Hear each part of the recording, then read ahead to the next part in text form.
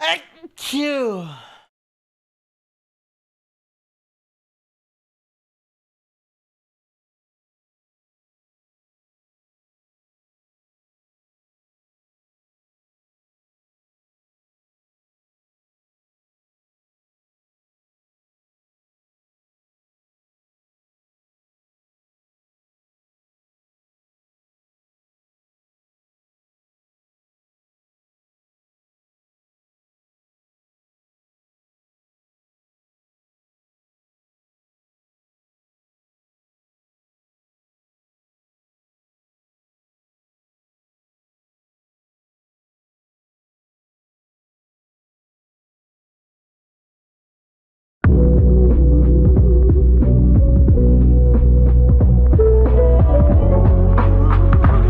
Ladies and gentlemen, yeah, we build on topics, whether conscious or cosmic. It's never nonsense, mega levels are microscopic. It's a Killah Priest project, AD control the rocket. Before we land the plane, many things we engage and explain. The unexplained, without mask. Welcome to the Killah Priest podcast. Killah Priest podcast.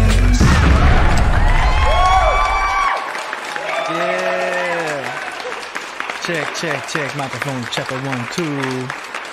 Y'all heard my sneeze, right, man? I've been cleaning. I've been doing some spring cleaning and stuff. You know what I'm saying? So, thanks for everybody out there who gave me the bless you. Appreciate that. I'm good though. It was just some dust. You know what I'm saying?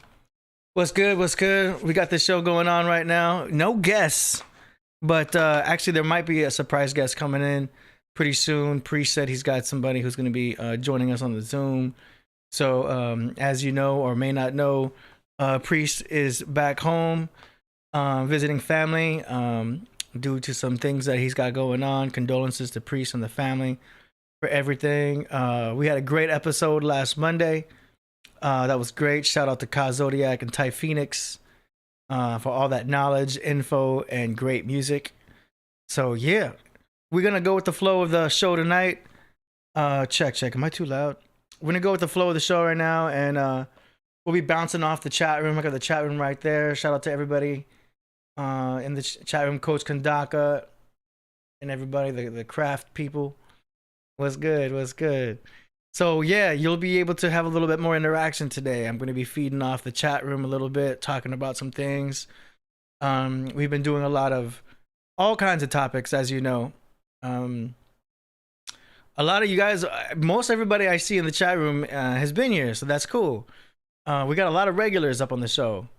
You know what I mean? This thing has been growing and growing, and we want to say thank you to everybody out there who's been helping us out and been staying with us. I noticed because I see all the numbers, I see the stats, I see the past episodes. People are still commenting on way old podcasts, you know what I mean? And that's cool. People are still catching up. So that's great, and it's been fun to go back. You can call it retrograde or anything, but I've been going back because I'm building a trailer. We got something coming up. I got to build a teaser. Some really cool things in the works that I can't talk about yet, but the point is I got to create a trailer to impress some people. So that people can get kind of an idea of what we got going on within a couple of minutes. You know what I mean? So I'm building this trailer right now. It's really cool. And in order to do that, I have to go back and get some of the best clips from some of the coolest episodes that we've had. And it's such a process, you know what I mean? Because I'm going back to these episodes, downloading the whole episode, going through it, getting the best clips, saving them, and just reviewing them all. It's like, wow, it's crazy to see how far we've come, to see all the progress we've made. I recognize a lot of you guys in the chat room from looking at the old episodes, and it's amazing how much I miss in the chat room because there's a lot going on. I'm handling things. I'm handling the tea. I'm in the kitchen. I'm over here doing things, and I'm not able to see the chat room all the time. But when I go back to the old shows, there's some hilarious stuff in the chats. It's really great to go back and see everything. So yeah, in the process of compiling this trailer, it's been really cool to see everything and see what everyone's been saying. Danny Salinas, it's all on you, AD, where you want to take us. That's up to you guys. You know what I mean? A priest is going to probably join the show. He has the Zoom link. He has a friend of his who's going to be joining the show also. So you never know. We always go with the flow around here. And as a Pisces, that's kind of what I do anyway. I had a friend of mine like saying, it's just going to be you. Are you writing down what you're going to say? Are you trying to, do you know what I'm like, no, I'm just going to turn on the camera and go. Like, that's just the way to do things. You know what I mean? That way it's just free. It's almost like a freestyle. You know what I mean? You just grab the mic and just flow. So it's easier for me. It's less thinking I have to do. And, you guys are kind of used to it too. You guys kind of see how we flow with things. Demetrius Barnes, AD will take us to the edge of the earth. Well, we ain't going to go there today. Like I said, going back to these old shows, we've had a lot of topics and a lot of knowledge topics. And we're going to be going into the Dogon again on Monday. We've got a special guest that's going to be talking about the Dogon on Monday. I believe we've exhausted the whole flat Earth topic already, so I'm trying to steer away from all of that. I'd really like to get more into the hip hop world. Really want to get more into getting, Priest and I have already talked about some amazing hip hop guests that are going to be coming on. So I'm really excited about the direction of music we're all going to be going into, because that's where this all started anyway. You know what I mean? But yeah, Voltage Controller, improv life, no pressure, just be you. Yeah, that's easy for me. You know what I mean? I like to improv. Actually, in college, I took an improv class. That was so much fun. I loved the improv class. I was like, Cal State Long Beach. Shout out to anybody in Long Beach, but I went to Cal State Long Beach. Great school, great college. And I took the acting class for a little bit. It was really cool. We had this one acting class where we had to do a monologue. And they said you could say someone else's monologue, you can repeat one, you can take something from a TV show or something like. I ended up just doing the lyrics to I Am What I Am by Eminem. But like I recited it in a monologue way. So I just did Eminem's verses for I Am, and it came out very poetic. It was really cool. I wish I could have filmed it.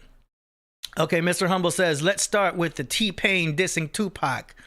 What? TPain did that? Nah. Why would they do that? We've heard of people dissing Pac before, but it always seemed like they were doing it for attention or recognition, like, the shock value. You know what I mean? But people who know hip hop already know, like, you can't, there's some things in life that are undeniable. Tupac was undeniable. If you're talking shit about him, then you're exposing yourself. You're projecting. You know what I mean? And that's a dangerous thing. You need to watch out who you speak ill against. But anyway, let's see what we got going on here. Okay, TPain speaks madness. With member prices, Expedia. I'm not supposed to show commercials like that. Ride waves and send. Hold on. All the buttons are backwards because I don't have a main camera going TPain on and here. academics got into a spirited debate after the godfather of Autotune suggested that Tupac would be remembered differently had he survived the 1996 shooting. The conversation, which took place on Academics' Twitch channel, kicked off after the media personality brought up how interesting it would have been if social media existed when Tupac was beefing with Biggie. Before Academics could finish his sentence, TPain hopped in with what he described as some BS and proceeded to deliver his unpopular opinion. Oh, you know what? Pac would have got killed sooner. Yes. And he would have got his ass ate the fuck up. Whoa, what? Hey, yo. Lyricism wise, Pac would have got fucking ridiculously murdered. By who? Because niggas out here for real. Bro, Pac was the crazy lyricist at our time because ain't nobody else have no platform. Yo, I'm gonna keep it real with you. I'm gonna disagree respectfully with that, just because look at what drill music is now. Like, fuck lyrics, it's all about disrespect. And when you say, yo, that's why I fucked your bitch, you fat motherfucker. But that's what I'm saying. That's what I'm saying. If the platforms would have been what they are now, Pac would have got ate the fuck up. Bro, do you see you yourself post this shit? Do you see how many rappers die? I'm from Atlanta. I done seen a lot of niggas die. Do you see how many rappers die? It's a lot. Come on, It's a great amount. Come on. No. Yo, Tom. I'm not saying the amount of death. I'm just saying that what we look at as Pac's greatest lyrics right now is peanuts to what we hear today. No, you're right. But listen, I've But always that doesn't looked at. mean he would have been eaten up, though. You know what I mean? Like, those were classics. Those were classic songs that he put out. I don't even have to explain it to y'all because y'all are real hip hop heads. I don't have to even tell you. You know what I mean? This almost isn't even a conversation. But, you know, T-Pain's kind of exposing himself, I think, by even speaking on that. I get what he's saying. There's a lot more challenge now. There's a lot more really good lyricists out there. I get it. But you would have to put, who do you think would even match up? Do you know what I mean? Because, look, the Gemini rappers are messengers. You got Tupac, you got Biggie, you got even Kanye, you've got all the Gemini rappers, even Busta Rhymes. You know what I mean? They say a lot because they know a lot. They're regurgitating how their mind's moving. It's a lot faster. It's a lot quicker. It's intellect. It's so many different styles of rap. So many different styles. You really can't compare. It's always gonna be a subjective view, to who is good and who is not. You know what I mean? I think Tupac forever deserves respect and deserves the highest acknowledgement. I see where T-Pain's coming from, but I don't see it as being wise to diss anybody. You know what I mean? Because he kind of he inspired so many other rappers too. Don't forget, he inspired a lot of people to do so many things. I don't even have to tell y'all. There's some topics that things just go without saying. But that was an interesting topic to throw at us. Shout out to who brought that up? Mr. Humble. Shout out to Mr. Humble for bringing up that topic. That was good. Very interesting. It's funny you mentioned T-Pain because you know, recording all these rappers and artists throughout the years, especially in the 2000s, a lot of them wanted Autotune, especially when I was working with singers. They're like, yo, can you T-Pain that? Like, they'd be like, yo, T-Pain that for me. You know, of course, that meant to Autotune. Hold on, let me turn this off. They wanted the Autotune effect. You know what I mean? So, especially Mad Factor. I used to record Mad Factor. And he's like, all right, yo, T-Pain that. So he would do his vocals, he would sing it, and then I would T-Pain it. You know what I mean? But, yeah, there's a few, if you guys are engineers out there and you use Autotune, Melodyne is a really good one. But nowadays you can get Autotune effects for like $100. It's like a plugin you can download. $100, boom, you got Autotune. It's a VST effect that you can add to any one of your DAW programs that you're using. The DAW I'm using right now is still Acid Pro 10.0. And it works great, especially if you're doing remixes. So, you know, I'm still using Acid Pro. I don't use Pro Tools. It's just not something that I like. I work a lot faster with other programs, and sonically there's no difference, you know? I know I'm going on a tangent here, but yeah. So if you are a producer or engineer, you should be using Autotune as an insurance policy. You don't have to go for the T-Pain effect. The T-Pain effect is Autotune turned up all the way where it's obvious. Like, whoa, this is totally Autotune. Like, you know, it's really obvious. And that was popular for a while. But if using a low level of Autotune is kind of an insurance policy to make sure that the vocalist is hitting those notes right on point. So even your favorite singers, whether it be Christina Aguilera or Usher or Weeknd, their engineers are all using Autotune in the background as an insurance policy. It's just to make sure that those notes are 100% right on key. Even though the singer's probably nailing it, they have the Autotune back that's unnoticeable just for that perfect pitch. And there's also live Autotune too. So when you hear your favorite singers singing live, many times there is a live Autotune in the background just to, like I said, make sure they're not singing off key, because, you know, that can look bad and sound bad. Okay, next, what do we got? Agenda Tony 1 says, oh, that's dope. Agenda Tony 1, I see. What's your opinion on the Arctic bloodfalls? Okay. My first question is, what is the Arctic bloodfalls?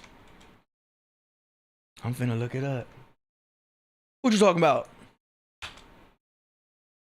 Blood Falls is a bright red waterfall oozing from Antarctica's ice. It's nearly 5 stories high in the McMurdo Drive. One of the coldest ones. Okay. Arctic Blood Falls, huh? Let's check. Let's see. So it's bleeding, huh? Let's see. This might be the most shocking. What you talking about? I'm just gonna fast forward. See what you're talking about. I mean, that's crazy. I'd have to go through it and really understand what it is. Elsewhere in the solar system, like Oh, okay. where we know there's salty. Here's some great CGI right here. I didn't know they were gonna have cartoons. So cool that it's actually flowing. Peter Dorn's Okay. That Blood Falls flows when there is pressure from the glacier on the underground. So that just seems like something to ask an archaeologist or someone who knows about that type of thing. I don't know why they're talking about Mars with it though. You know what I mean? Because we've never been to Mars. We can't go to Mars. We never will go to Mars. But you know, I know that we're living in a cycle. You know, I'm not falling for the climate change hoax either. You know what I mean? So who knows what agenda this is for? But that sounds interesting that there seems to be some type of redness coming out of there. But I'm not an archaeologist. I don't know. I'm sure there's something that's can be explained about that's going on with the cycles. Everything is a cycle. Everything is a cycle. Everything is you know what a cycle is. Yes, Demetrius says everything is a computer generated image with AD. Well, I mean, because everything that they're showing us most of the time is a CGI image. Somebody posted an Instagram pic that they thought was NASA showing universes and stuff. I'm like, oh my god. Like, it was so obviously CGI. Like, you could see the way the stars are. It was like this huge twinkle. Looked like some Disney shit. It's like, come on, man. They're messing with you. When you see the same color reds and it's so obvious. Like, you know, we if you don't know NASA's bullshit yet, then you've got more, you know, more research to do. Straight up. But anyway, I'm always going in tangents. I'm always all over the place. Anyway, shout out to Agenda 21. Thank you for shooting that topic at us. That's very interesting. Regardless of what I said, I'm still going to research it because, you know, I like to learn. I could be completely wrong. There could be something interesting else about that. But I'm going to check that out. And I'm saving it in my bookmarks. Yeah. All right. What's next? Sorry if I'm missing some of your chats. What else we got going on? Let me check to see if anyone's joining here. Nope. I'm going to turn off the waiting room. So if someone joins the Zoom that Priest sent over, they're just going to pop up. Yeah. Okay, where we at? Demetrius again. What about the Webb telescope images AD? What about those? Yeah. Fake. So fake. Don't make me pull that up. I don't want to go into all that right now, though. Do you know what I mean? But yeah, just see for yourself. Use your own intuition. You know? It's not about what they show us. It's about why. You know? Every time you see some kind of big news, it's like, what am I being distracted from? What are they trying to distract us from? What's really going on? Do you know what I mean? It's all fake news, yo. And it's on purpose. But then again, I'm not trying to be no Morpheus. I'm not trying to wake anybody up. Y'all on your own.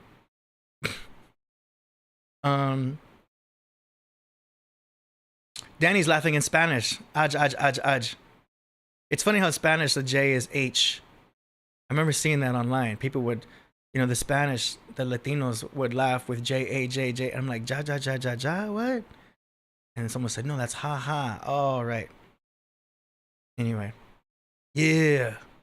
Coach Kendaka laughing out loud. I can't help myself, I know. But I like to keep it real. Because I'm too lazy to lie. Too lazy to be fake.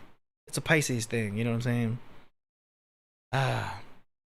Okay, voltage controller. You can make deep space animation with Adobe After Effects. Yes, I'll make a vid for the Podcraft and show y'all. Cool. Yo, Voltage, you got some of the best visual effects I've seen for a green screen. Like, I'm jealous.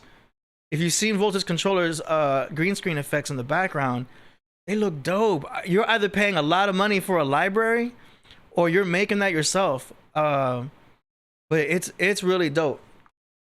I gotta give you a shout out, man. So we got Voltage Controller is one of our great moderators. If y'all ain't following him on YouTube yet, you better. My name is Shiro Fujioka. Yo. Los Angeles. And you got a good intro video? See, I don't even have this yet. Modular synth composer, hip hop producer. Follow Voltage Controller. That's y'all homework right now. Who sees new realities through sound. Currently, I love it. And your setup is very similar to mine with the big screen. What is that? Is that a 65-inch? That is dope. But I'm trying to see what is up with your visual effects. Dad? Hold on. Commercial. Gotta wait for these commercials to go through. Okay, yo. Where are you getting these visuals, yo? This is dope. This reminds me of Limitless. Remember that Limitless movie? Where it was zooming in and zooming in? Okay, Voltage, we gotta talk. Where did you get this? I make most of my own graphics. I used to be in Shh, that's why. Yo, we gotta talk because we need something that's like Podcraft. If you're making something like this, we need like either an intro or something for our background that makes it look like we're in an actual craft because, you know, I'm just using some stock footage for right now, but you got some really dope stuff that looks original. Like, did you make this? That's fire. I like the cyberpunk style. That's dope. Voltage Controller, you're a true artist. And I'm gonna subscribe to this account. I have a few accounts that I use. You go through my Sound Daddy account. Yeah. So that's dope. Anyway, follow Voltage Controller. Really awesome, amazing stuff. And I'm impressed with your analog setup because you're literally you more of a sound daddy than me, bro. Because you're literally making sound with that analog thing right there. Like that's more than reso effects. You're doing like creating it from the sine wave. That's dope. Okay. Let's go. Shout out to Damn G. That's his name, Damn G. With the NZ currency. Currency is NZ. NZ17? Oh, okay. Oh, New Zealand. Shout out to New Zealand. Okay, we got somebody joining the Zoom right now. 80, has anyone ever told you look like Fred Durst from... Yes. Yes, I have got I'm actually a Limp Bizkit fan. I like the Limp Bizkit, man. They had a good sound. It was a good mix. I was one of those dudes. I was one of those dudes in Orange County with a big old Chevy truck with my hat to the side. High as hell. Bumping Limp Bizkit, Cottonmouth Kings, Beastie Boys, Eminem, Wu-Tang, Pharoah Monch, Redman. I was bumping a lot of Redman, Method Man.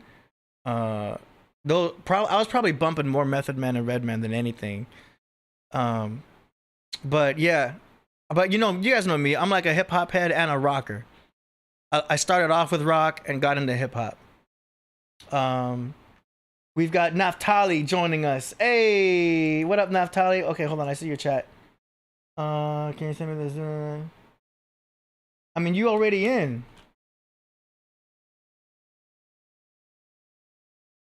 Hold on. So, do you need the Zoom for somebody else? No, the link was sent to my phone. I needed to be sent to my email so I can log in through my computer. Got you. On my Instagram. That makes sense. One. Absolutely. Okay, hold up. I'm gonna send you send it to that email. Thank you. Yeah. All right. So bear with me, y'all, because I am the host and the engineer as of right now. So it's like, y'all get to see how I do everything live. Nyasha Champ says, Ka was spot on with his readings. I am trying to buy a house right now and I keep getting outbid. It's not money problems yet, but it's costing me. Okay. Shout out to Nyasha Champ. Yo, good luck with that. Getting that house. Good luck getting that house. That's dope. I was gonna buy a house this year, but in California, it's just not the right time. It's not the right time. We're probably gonna wait till next year. My folks are helping me out with that because they know about real estate. I don't, you know what I mean? I used to own a spot, sold it, and then I started renting. And I got into an argument with some people about it because it's like, yo, my real estate agent was saying that he had this millionaire guy who he didn't buy homes. He would just rent, lease. He just said it wasn't worth it. He didn't want to go through the hassle. He just wanted to be able to be mobile. But I guess the guy had that kind of job where he didn't have to settle down somewhere. So he would just rent over there, rent a spot in New York, rent a spot in Idaho or something, rent in Florida, and then he would just lease and get in, get out, and just live this life like that and didn't own a home. You know what I mean? But then you get those people that talk about equity and, oh, you can build money like that, and then you can have a tax write-off. And I don't know. I'm still talking to my folks about that because you can rent an apartment and have a tax write-off in your living room if you can prove that your living room is a business. So I'm going off topic, but that could be something we do because we in my living room right now. Do you know what I mean? So I'm thinking about renting a spot and then turning that living room into obviously the Podcraft room. You know what I'm saying? And then you just write off that room on your taxes. Boom. Then you're saving like that, saving money. Who knows? It's because I'm in California, y'all, and it's expensive out here. For real. You know, I'm paying around 2 G's for my spot right now, which is still considered a good price. This is like 750 square feet. Okay, what's Jimmy saying? Why did AD wait so long? Why did he wait so long to figure it out? But still, he's the only one under the sun who didn't get it. What you talking about? That's what I get for reading a random chat. I don't know what you're saying. Okay, all information is good. It's off 30% of your home can be written off your business. Thank you, Jody. Okay, cool. 30% of your home can be written off. See, that's cool.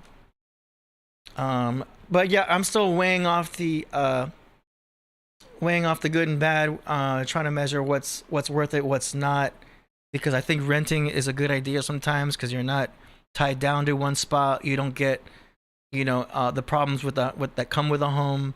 You guys know what's up. Okay, Agenda 21 says make California money, buy in another state. Ooh, yo, but I love it here though, man. I'm in LA. Like, I got so much going on. I'm right by LAX. This is a great spot. I wish I could buy in El Segundo.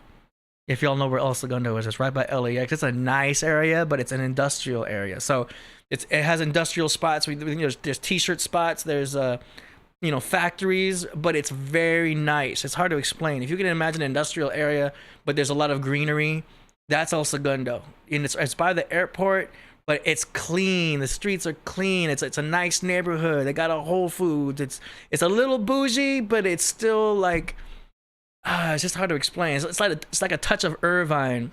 Only people in California know what I'm talking about, but it's really cool. The Nookie song, I know, right? $2,000 a month for 750 square feet. Yes, Demetrius, that's what I'm paying right now.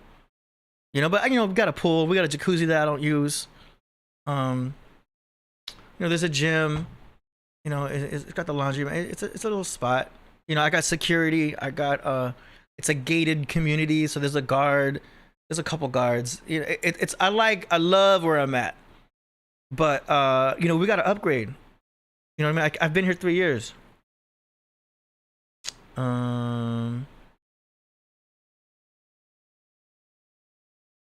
Yeah, that's true. I feel you.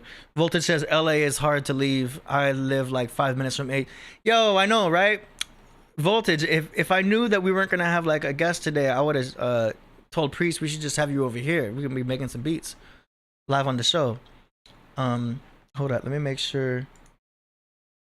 Yeah, she's good. Okay, Zoom chat's ready. But yeah, we gotta get you back here, Voltage. I'm gonna tell Priest again, so you can bring your beat machine. And then I got my keyboard, and we could straight up just make a beat live on the show. You know? I think we did something like that before. Okay, so many purchases, only one bag, boom, boom, boom. Naked Matrix says, owning a home took up all my free time. There was always something to fix. Yeah, being single and creative, I prefer something low maintenance. Yeah. Yeah, man, sometimes less is more.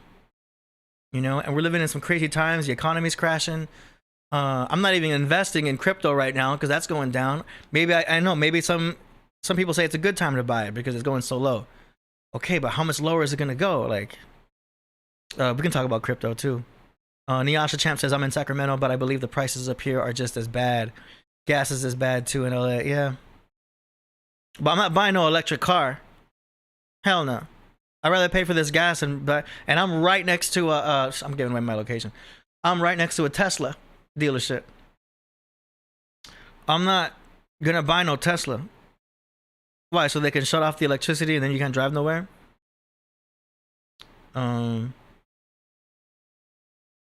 Nothing against anyone who has a Tesla. It's just not for me. Let's see. Okay, what else we got? We could talk about money all day. Yes, I am in Westchester. Kind of. I'm on the borders. Y'all ain't gonna know exactly where I'm at, but somewhere in Westchester / Fox Hills / Culver City / North Inglewood. There. That's where I'm at. Yeah, Danny Divine is gonna go way lower. Demetrius says cryptocurrency is dead. It seems like it is right now, but I still have hope. You know? Let's see, we're gonna skip that topic. Sacktown, yeah, 80 has given away his coordinates. Technically no, but you can kind of get an idea of where I'm at generally. You don't know what apartment. Okay, Nyasha says, now you know they're going to start recording all this stuff for our carbon footprint. Yeah. Vinny Black Lodge, what's good? By the time it turns on, there will be control of your electric cars in Europe to start. Yeah, man. I don't know about those electric cars. It's just not going to be for me, and I don't see myself ever buying an electric car, you know? I got a Jeep. I like my Jeep. I'm just going to keep upgrading Jeeps. Always have the latest Jeep. I like leasing a Jeep. I don't even own a car. I just lease it. You know? Swap it in. Lease everything. It's good to be uncommitted. You know? A lot of the girls I mess with don't like that I say that. But I tell them, look, no commitments. It's easier for me. It's easier for you. You know? Our relationship will last longer if we just don't have a title. You know? So when they ask me, what are we? Let's just leave the question in the air and go to the movies. Let's just not know. Let's enjoy the gray area. Scorpios hate that shit. Voltage controller says it's dead for a little while. Crypto coming around. Oh, okay. Now we're getting somewhere. Now I'm taking notes. Voltage says it's gonna be dead. Now don't forget, Ka Zodiac said around August 1st we're going to see some type of event. Oh no, I mean Ty Phoenix said it too. Around August 1st we're going to see some kind of thing happen in the world. So it could be an economic jump. It could be a spike up in crypto. I have that for August 1st. Voltage says crypto is coming back around September. They just shaking off the scared peeps. So yeah, I do understand, you know, astrology aside, that the whales are doing a lot of the manipulation in the markets. You know, they're the ones that are selling all at once and then buying all at once to control the market. I get it. I'm aware of that.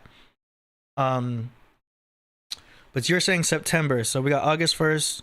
We got September. So I'm not going to buy anything yet, but it's I'm getting ready to.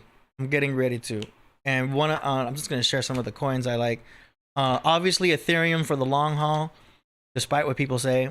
And I'm not messing with no Dogecoin or anything like that. Let me make sure no one can see this. But Algorand. I'm looking at Algorand. I'm just going to say that.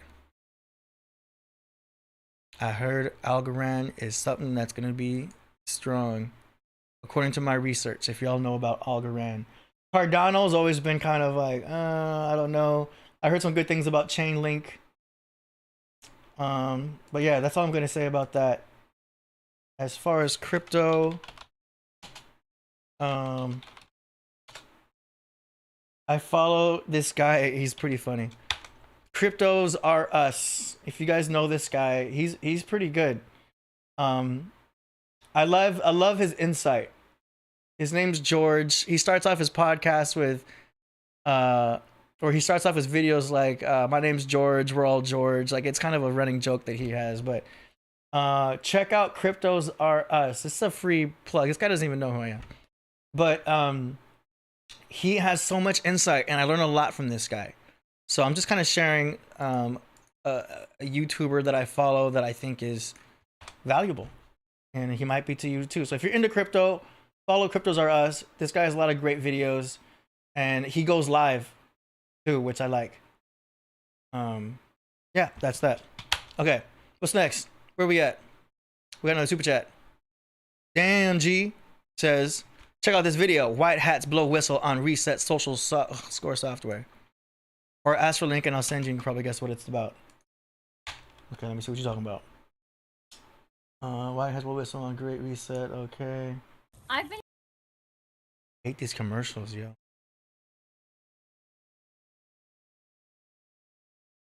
These commercials are so annoying. Oh, this guy has a muted voice. Okay. We're not gonna go through all that, but for everybody at home, check out White Hats Blow Whistle on Great Reset social score software.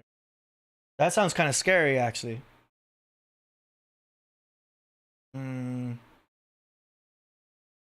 Okay. I mean, it could be some doomsday stuff. We're always hearing about doom and gloom type of things, resets, things like that. But thank you for that link. Gonna check it out. Very interesting stuff. Okay, I hear somebody in the Zoom. Queen Naftali. She's getting set up right now. But yeah, social resets, social score software. That makes me think there's something to do with people's social security or their credit score. Can you imagine everybody's credit score gets wiped out? You know, like a oops. I know y'all are going in on the chat. But yeah, find the people you resonate with and just learn. Yeah. I like touching on topics, saying what I gotta say, being brief about it, and moving on. You know what I mean? I'm kind of hyperactive like that, but that's also because I'm having coffee. Put the coffee emojis in the chat if y'all are coffee drinkers. Danny says he'll be so pissed. I know, right? So many things happening right now, man. You got to be ready for anything. Queen, go ahead and don't wait for me. As soon as you're ready and your video's ready, go ahead and unmute and just join the show whenever you're ready. You're welcome to come on board as soon as you're set. We're just freestyling right now. Jimmy says free cover boy. Why? What happened? He got locked up? He deleted it. Let's see. Nyasha Champ says they're rolling out credit cards that record your purchases and give you a carbon footprint score assessment based off that. They say so you can make more conscious purchases. Okay, I mean, I don't really see anything wrong with that. I understand it. Like, oh, they're invading our privacy, but they've been doing that with Facebook and Instagram. You talk about shoes enough, even around your phone, if you say shoes, Nike shoes, Nike shoes. Next thing you know, you go on your Instagram, you scroll down, you see an ad for Nike shoes. Like, it's going to happen. You know, it's for marketing. I get it. Yes, it sucks. What are you going to do? We're in the future right now. By comparison to the past, we're in the future. Akoza says, where's Rasul at tonight? I don't know. You could have been here. Let's go. Pause tape likes coffee. Yeah. I'm drinking it black today because I just had a huge breakfast. So I got plenty of sugar from the breakfast. I don't need to add cream or sugar to this one. I'm just having black coffee today. The video seemed like it had facts, but also seemed like a bit LARP. I don't know. I'm saving this video too. Everything you guys send me, I'm saving so that I can check it out on my own time. You know? Katakana Quest says, I fill a bubble with coffee in the morning. Yeah, there's the coffee drinkers out there. It's a debatable topic. A lot of people think, oh, it raises your adrenaline. It raises cortisol. It can if you're drinking it black on an empty stomach. We've talked about that before. But I'm more of a coffee guy than a tea guy for sure. Tea just makes me feel way too mellow. I like to be up. I like to move. Coffee now and then, ceaseless. Damn G says that isn't even the proper video. Okay, send it to me then. So my email is ad@killahpriest.tv. ad@killahpriest.tv. Akoza, all good. You still hold it down, AD. Thank you, man. I'm doing the best I can. I actually did want to do more videos for my channel, just talking on the camera. I've done only a couple. I only have 2 videos of me vlogging, so to speak, or talking in front of the camera.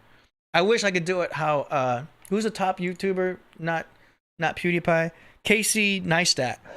Excuse me. I wish I could do like what Casey Neistat does. He's kind of a Pisces Aries himself, but he's just able to film himself and go in front of the camera, but he does a whole lot of editing, and he makes these amazing videos. If y'all don't know who Casey Neistat is, he's one of the top YouTubers in all of YouTube. But man, I love how he does it. He's using drones. Casey Neistat is amazing. Y'all gotta follow him. I wish I could do it like how he's doing it, but luckily we have the Podcraft. This is just as fun, and it keeps me just as busy, you know. But if I was gonna do a YouTube channel like that, a YouTube style video, I would do it just like I'm doing it right now. Turn on the camera, and then I just go, and then I go back later and I would edit it. The thing about this live though is that I can't edit this, so you're seeing the raw. You're hearing my stutters. You're hearing all my mistakes, which I'm cool with, you know. Anyway, what's next? Jody's laughing. Yes, I am chill. That's why I gotta drink coffee, so I can not be too chill. Jimmy B says, let's bring up the Funk Flex and Pete Rock. What? Funk Flex and Pete Rock. Okay, hold on. I got someone in the chat here. For some reason, my camera. Oh, no.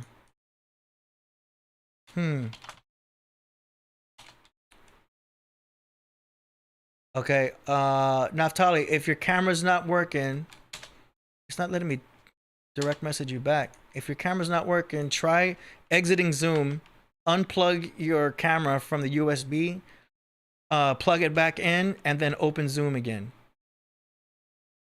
If that doesn't work, reset your whole computer. If that doesn't work, use Firefox. Anytime there was a problem, I used to do a lot of consultation for people who had computer problems. Because, you know, I'm a PC guy. So we had a lot more problems using PCs than you Mac people. Yeah, so we used to always run into people who had problems with their computers, problems with their internet, and they're usually doing Chrome, or they used to use Internet Explorer, and most of the problems were fixed when they switched to Firefox. So it's a running joke for computer people to say, if that doesn't work, just try using Firefox, because Firefox was just more of a solid browser.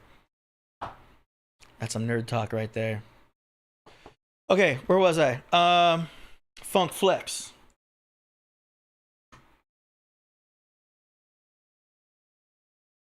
So what happened? Something happened with Funk Flex?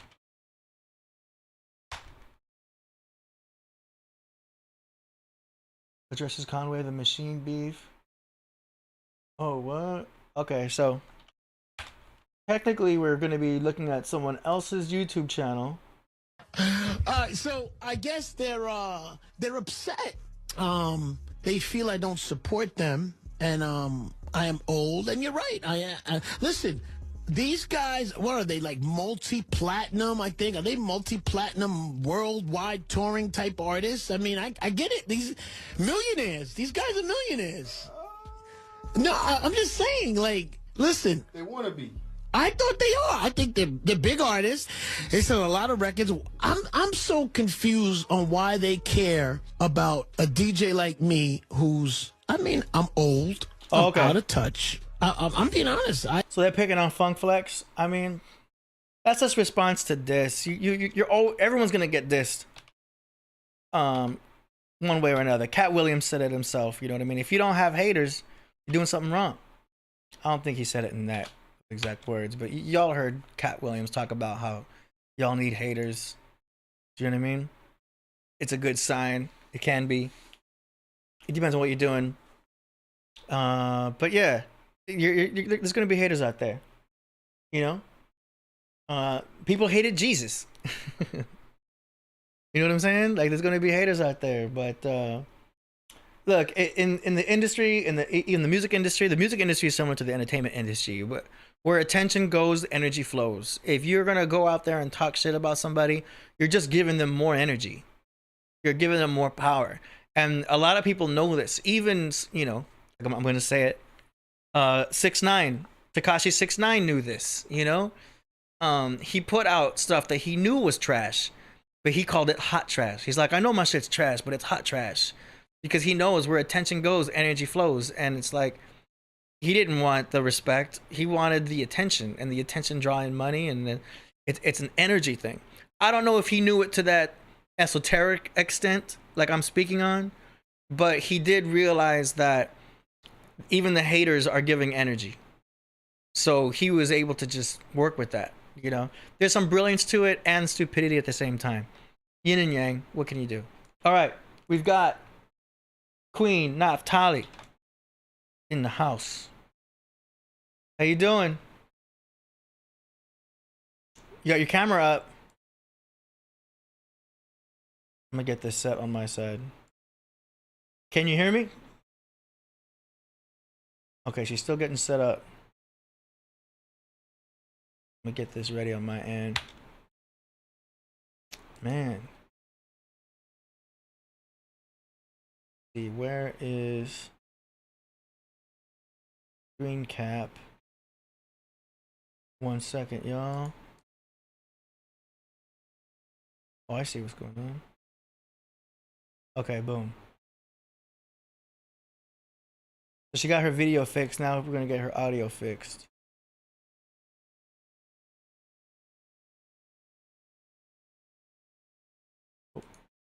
Boom.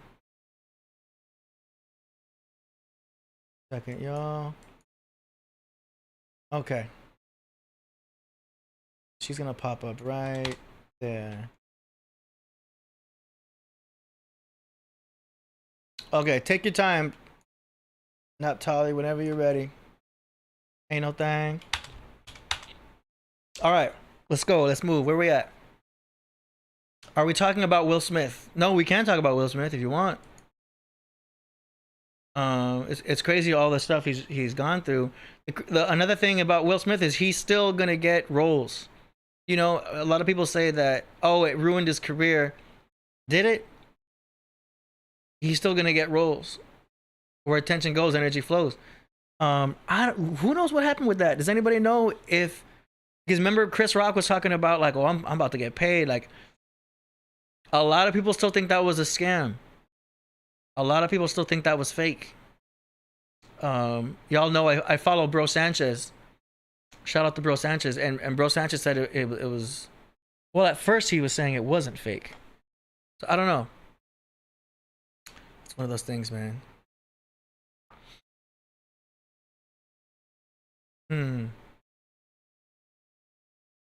Jason Sanchez put an ice cube. Okay. Coverboy is locked in the... Teenage Christ says, Coverboy is locked in the bridge of the Podcraft. Nah, I don't know where he's at. Bad Boys 4 is going forward. Oh, that's cool. Bad Boys was dope. Hey. So, yeah, we're still going to do the song promotion segment tonight. So, you guys still have time to submit your tracks. Go to the description box, and you can fill out the form to submit your songs. So, we're still doing the song promotions. We're getting a lot of great feedback from the song promotions. It's amazing. How well those are getting promoted, because you know, people are telling me, hey, my subscriptions went up, I'm getting more views.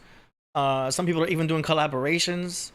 So it's great to see that those song promotions are actually working out for the people who submit, because they're getting some exposure, and in other cases they're learning, because sometimes we give tips about what to do, what not to do, what to adjust. People listen to me about, make your snare louder, and they actually do it.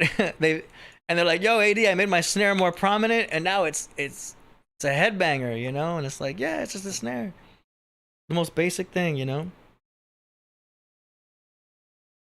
Oh, okay. Hold on. Miyoshi hit me up. Peace, just got this. We're live. What's good?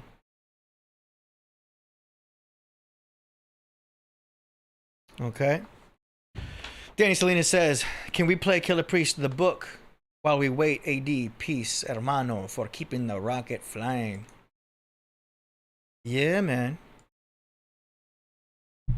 Danny always suggests cool songs to play during the Podcraft. Usually we don't even play tracks during the show anymore, but lately we have. Because sometimes I'll take Danny's suggestions and just play it after the show. We've played this before, but yeah, it's still dope. I remember this album, I Killed the Devil, last night. I helped Priest record a lot of this and mix a lot of it back then, back in my Irvine spot. But yeah, here we go. This is the book, KP.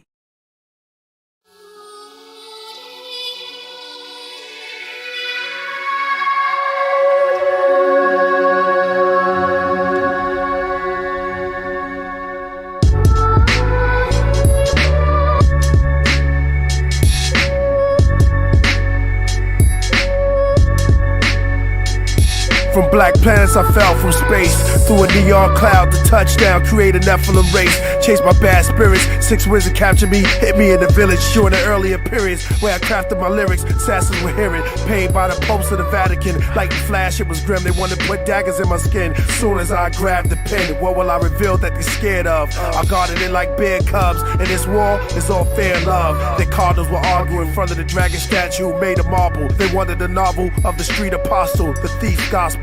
What was in the book that had them all nervous? What was the purpose to go on a series of murders? Great smoke rays out of the bullet holes through the stained glass. Held by 6 ceremonial dressed presidents, rabbis, and Arabs. Our Father who art in heaven, I will be thy name, thy kingdom come. I must bring our guns in the name of thy Son and the Holy Spirit. Make my enemies feel it. Our Father who art in heaven, I will be thy name, thy kingdom come. I must bring our guns in the name of thy Son and the Holy Spirit. Make my enemies feel it. Raised around killers and lobbies with 6 smiles, with 9s in their belts that'll shift crowds. Weed smoke turn to thick clouds. Shorties do the weather report. OG sip crown. In this grave is where the rhymes are made. Crimes engraved in the brains of the adolescents. Adults pressing charges, regardless if they wasn't raised by their fathers. Deadbeat daddies in the streets wearing khakis, hanging off their asses. 40s in their hands. Shorty's gonna be a man. You in your 40s, no money in your pants. Is this what they really afraid of? Or all the above? An intelligent thug, gun to the president mug. Take it in blood, niggas hating on the love, back shooting. Crabs in the barrel, I stir the soup till it's brewing. Pour the whole barrel in, this is when the battle ends. Passion of my pen, craftsmen with the lens. Or is it the injustice of our government? Spit 48 bars of coverage, Ark of the Covenant, this art has my blood in it. Our Father who art in heaven, I will be thy name, thy kingdom come. I must bring our guns in the name of thy Son and the Holy Spirit. Make my enemies feel it. Our Father who art in heaven, I will be thy name, thy kingdom come. I must bring our guns in the name of thy Son and the Holy Spirit. Make my enemies feel it. Fire. Straight fire. Damn. Love it, man. Good song selection. Danny Salinas for that one. Man, so many tracks. Priest has so many tracks. Yo, wait till you guys hear the new stuff he has, man. I can't even talk about it too much, but I hear so much of Priest, doing the mixing and doing a lot of the mastering, doing the majority of the mastering. but like I'm sitting here like getting the levels right, and then as I'm listening, as oh my gosh, it's just mind blowing. But at the same time, it's more encouraging. So by hearing how sick what Priest is saying, it encourages me to make it sound as dope as possible. You know what I mean? So working with an amazing artist like Priest motivates me to make every track as dope as possible, because though every track is so dope as is. Do you know what I mean? So you have no idea how many times I'll mix and master a track, come back the next day and be like, no, I need to EQ those strings down a little bit. Or I'll go back and be like, no, this bass is not kicking in the car. You know, because we a lot of us mixing people put the music in the car to really get a good sense of how it sounds, and we'll listen to the mixes in other different mediums besides headphones. You really have to, listen to them in other mediums. And it makes you just be that much more picky, But there's a lot of tracks that we've spent time on. One of my favorite albums to work on with Priest was Lord's Son, because he was speaking so godlike, so big. And you guys know I love epic stuff. I love big, grand sounding type things, And Lord's Son was a big album, so I was able to take these beats that were originally mono and turn them into stereo. I got my tricks for doing that, but making things expand out and stereoifying things, and then taking Priest's voice and it's not too common to raise the bass in vocals in hip hop too much. Many times the basses are lowered and they bring out the treble so that the vocals pierce through. But for Lord's Son, I really made sure that you could hear the bass of Priest's voice, you know what I mean? And it stood out and it sounded so grand. It was amazing. That's one of my favorite albums to mix because of that style. But yeah, point is, Priest music is amazing, and it's different every time. He's coming in with these new styles that challenge me to a great degree. Do you know what I'm saying? Yeah. So much so, I'm going to be upgrading also my DAW programs. As I said before, I use Acid Pro, but I'm going to be getting Cubase. If you producers know what Cubase is, it's very popular for the film composer world. Cubase is what Hans Zimmer uses. Hans Zimmer is, as you guys know, the composer for what he did, Batman, Dark Knight. He did Pirates of the Caribbean. I've been in his studio. I've got some connects with Hans Zimmer people, so I look up to him a lot. So I see he's using Cubase, and looked into it. It's a pretty good software. I like I said, I don't use Pro Tools, but Cubase is going to be something I'm going to have to work with more, because it is developed for, see, Voltage knows what I'm talking about. It is developed for composers, and I'm really about to get real. It's about to get real orchestral around here. Do you know what I mean? We're about to be working in with horns and strings and orchestra sounds and slight flutes. Like I'm really going for that big sound. Okay, that's that for that. Let's keep it moving. Kem Ma says, Acid Pro, Cubase, you gets high. DJ Vulture. I remember DJ Vulture. How you doing, brother?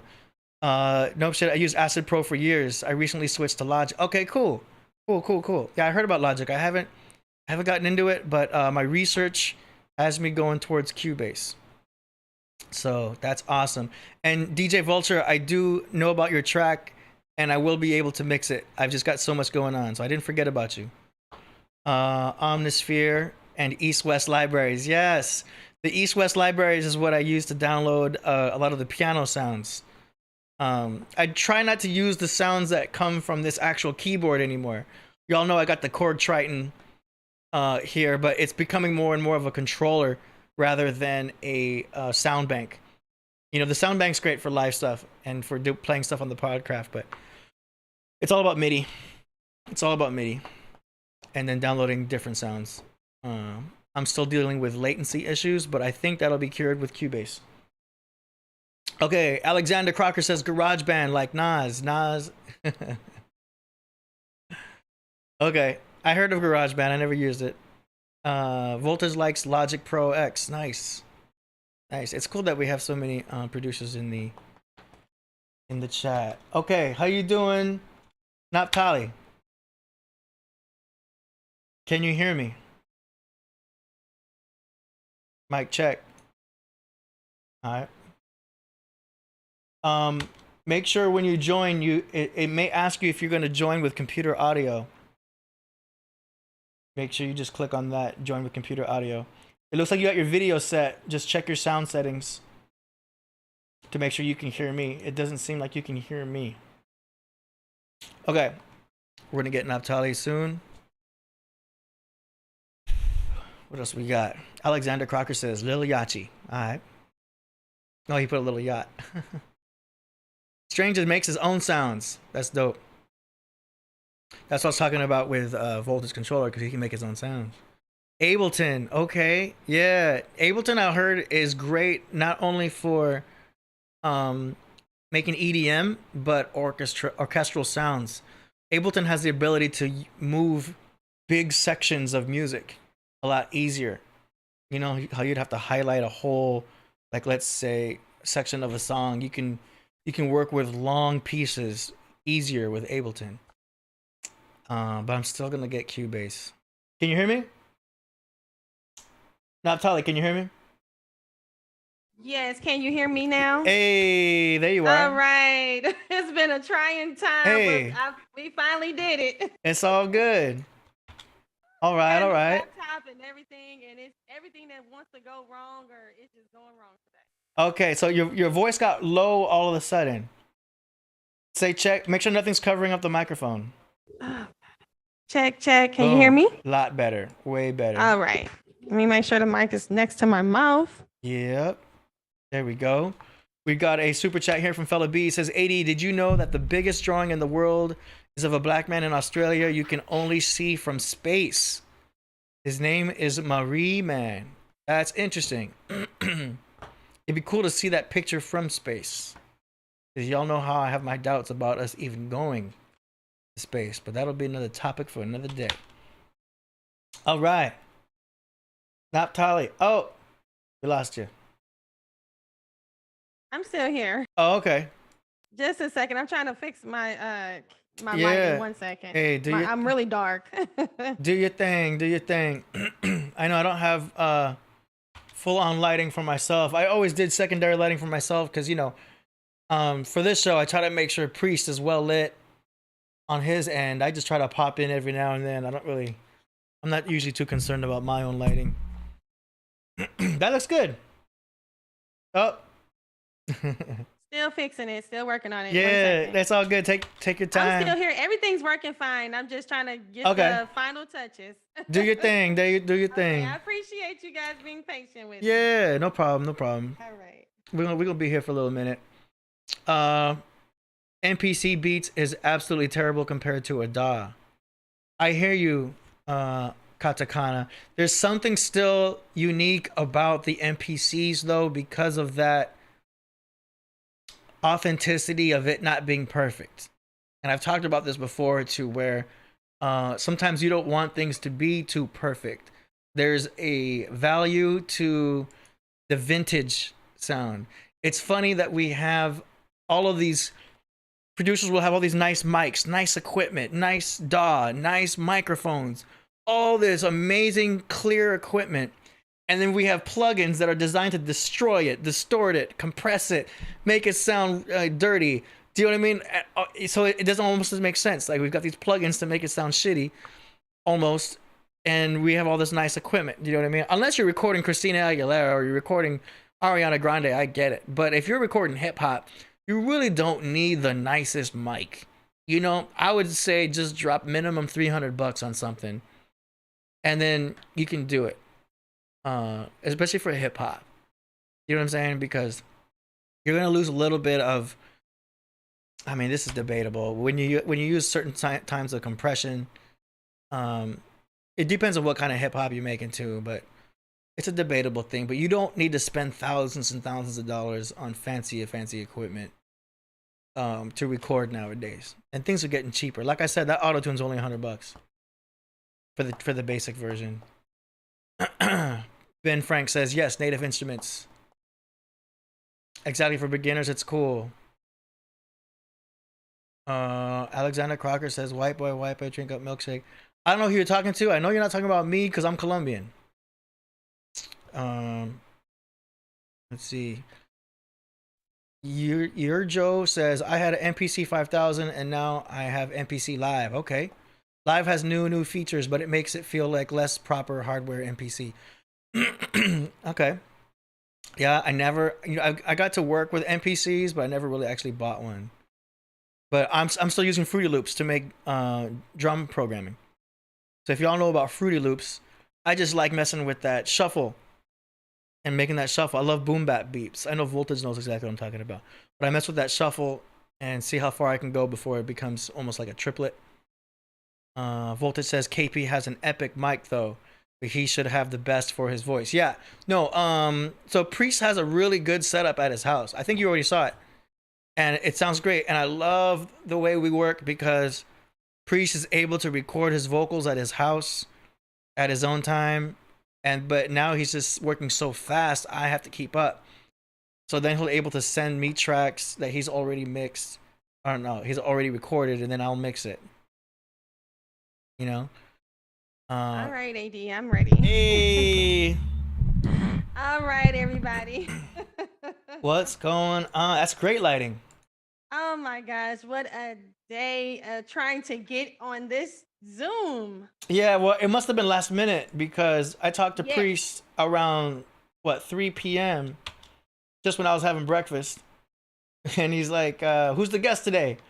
I said, "We don't have a guest scheduled." Because we have the Dogons coming in on Monday, or the people who are going to talk about Dogon, I should say.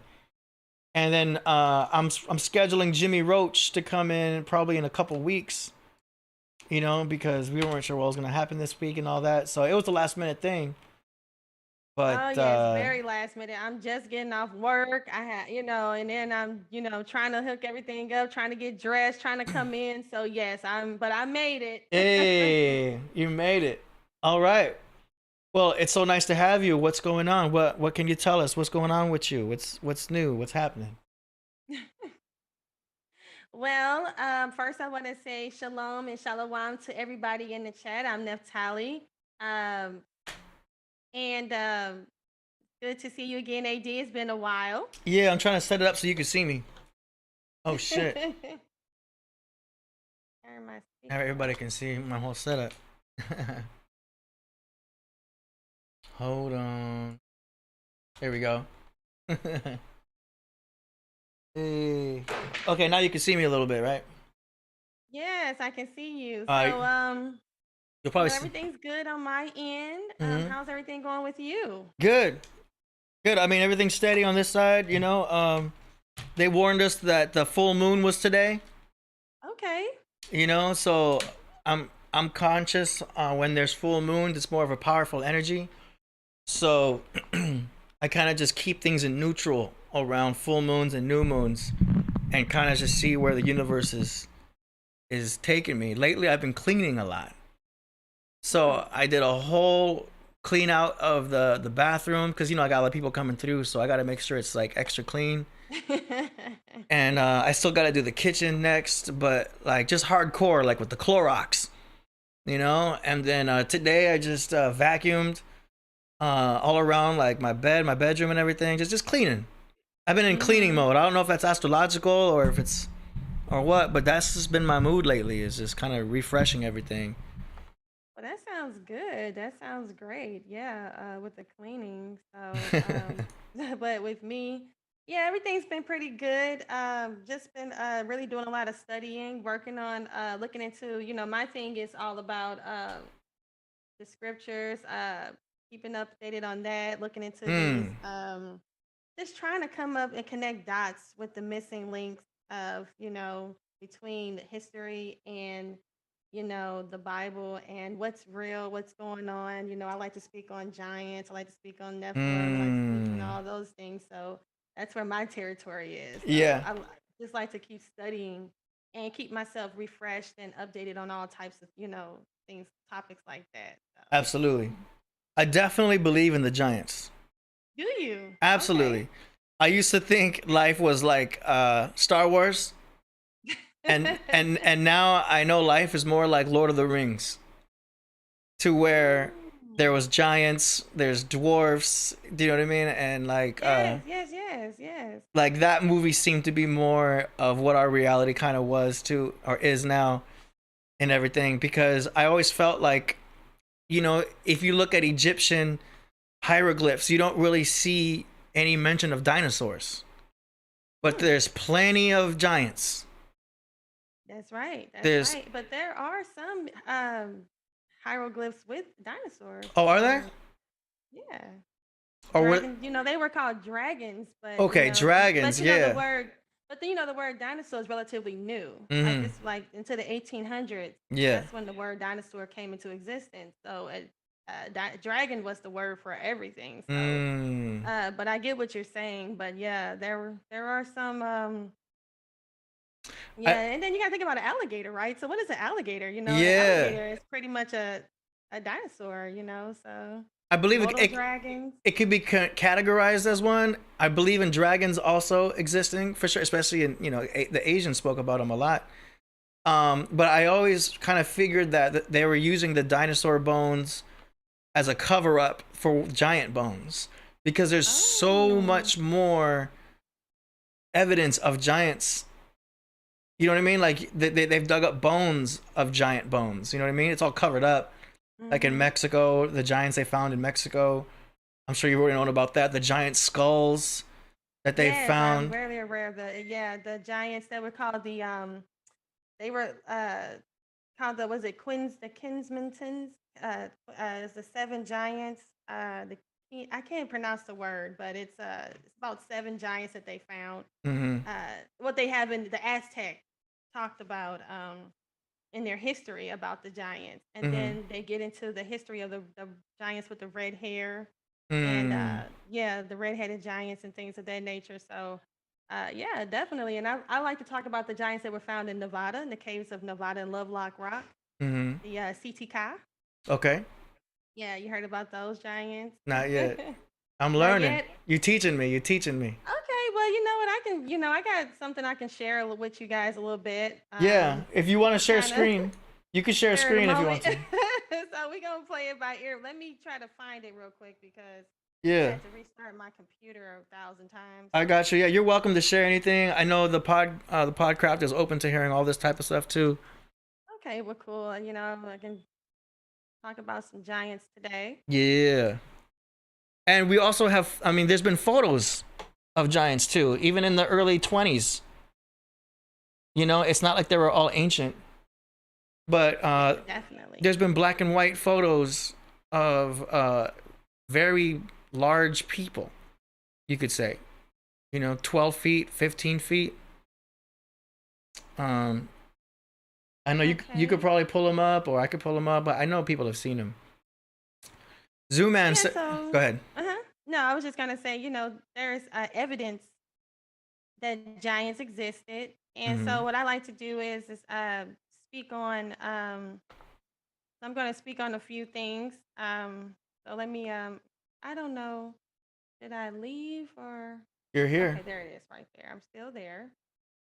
All right, and I'm gonna share my screen. There it is. All right. Let me move this over here and make this bigger. Okay, can you guys see? Yep. Okay. Oh, let me move this back over here, and I'm gonna do a slideshow. Mhm.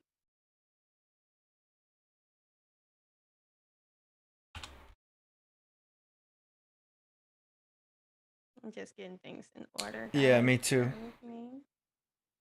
I'm setting it up so they can see that and you at the same time.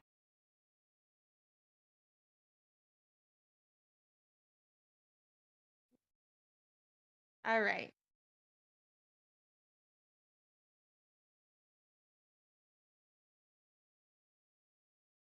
Let me know when you're ready. Okay, go right ahead.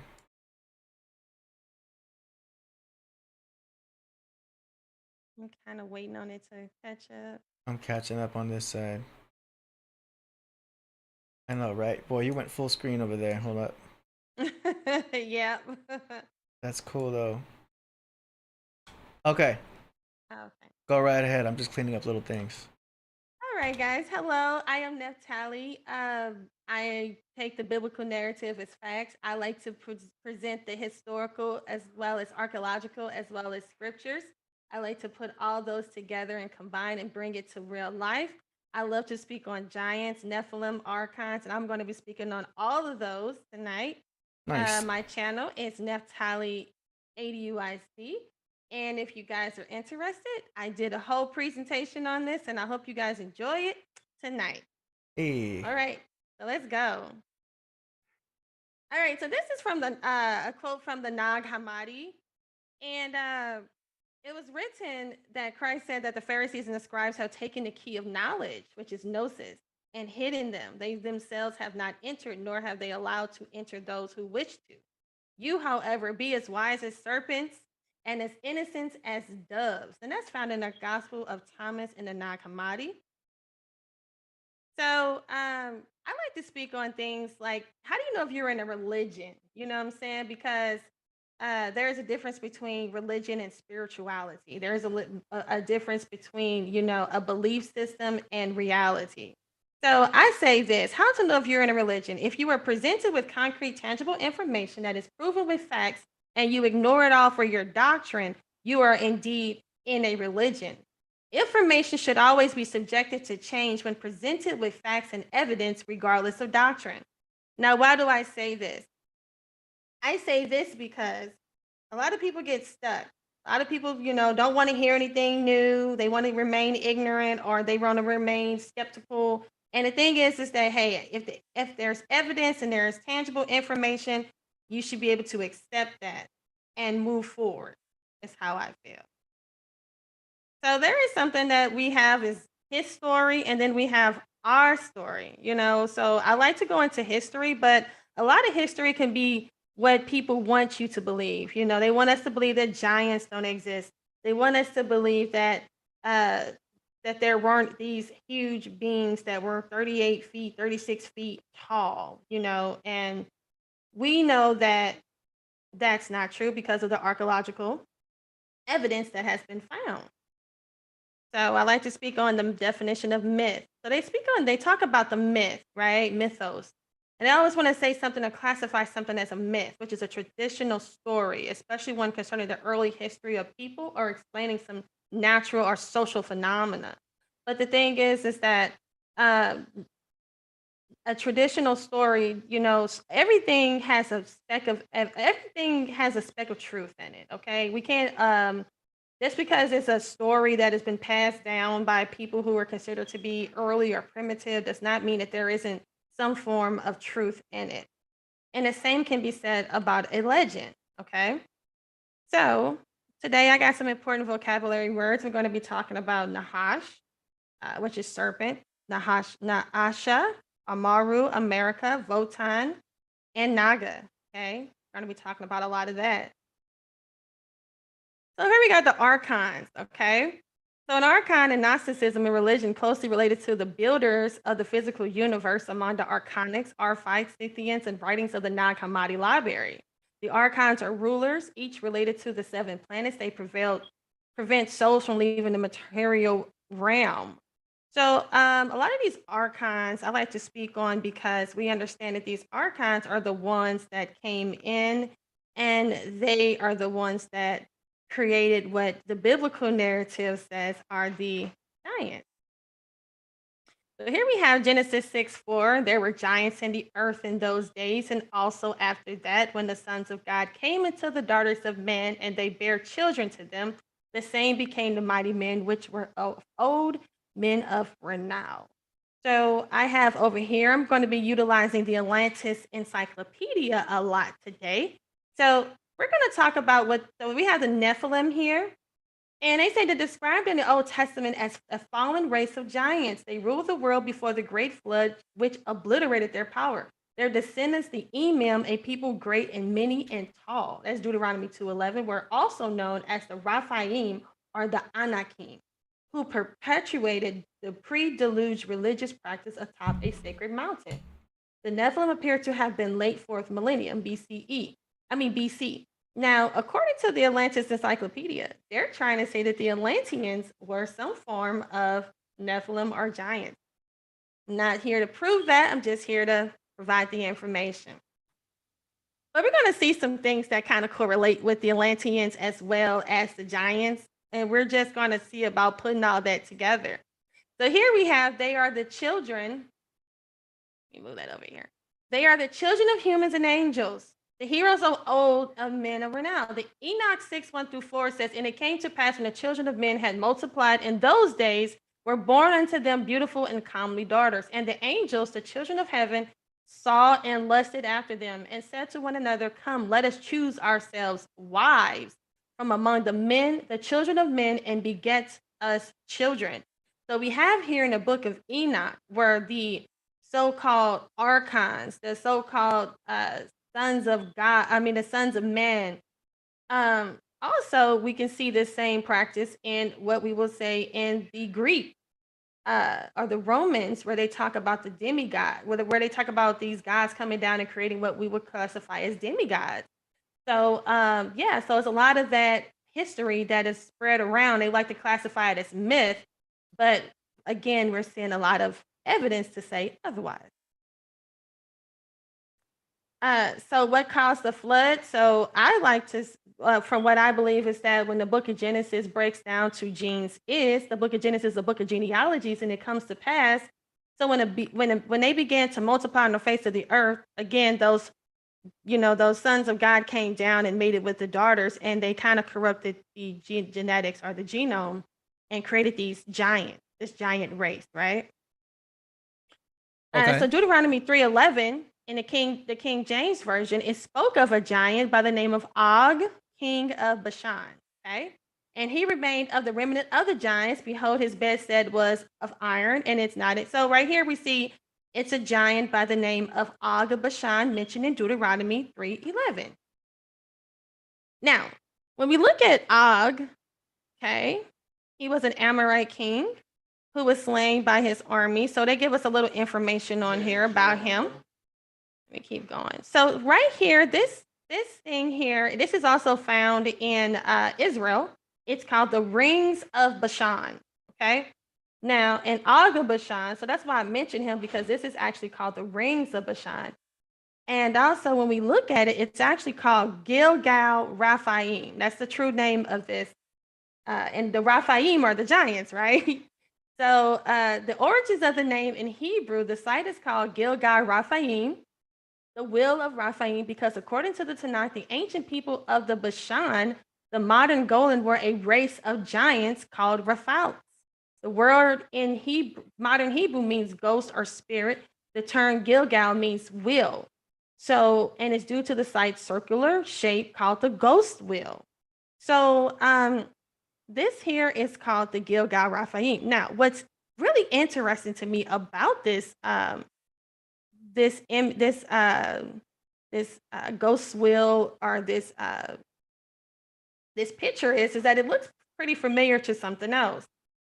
And that is this right here, which is Atlantis.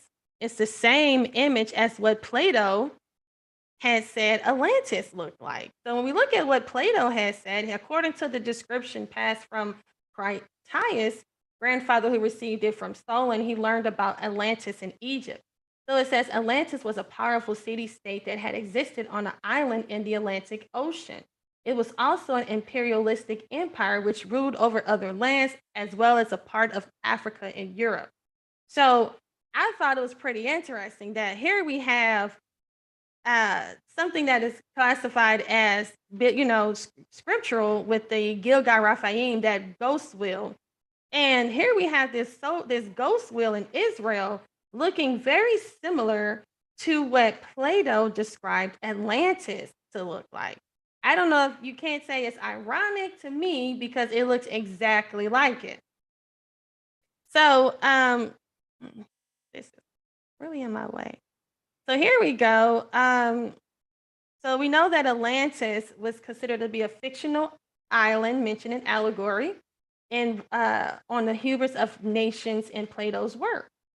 So everybody's familiar with that city of Atlantis, and we know that according to that city, it was sunken. It was a sunken city, and hey, that city definitely could have been sunken by what we would classify as a flood, and I would say the biblical flood. So you see, I'm trying to connect the dots with that. Okay, so let's keep going. So they say Atlantis and the universal flood myths connected by reality. So a lot of people are assuming that as well, that hey, could this universal flood that the scriptures talk about be what happened to the lost city of Atlantis? Because here we have this so-called ghost wheel looking very similar to what we see with what Plato had described Atlantis to like. If you have anything you want to say, AD, you can chime in. Hey, I'm taking it all in. This is interesting. Okay. I've only heard of Atlantis. I remember hearing possibly that it's where the Bermuda Triangle was or is. Oh.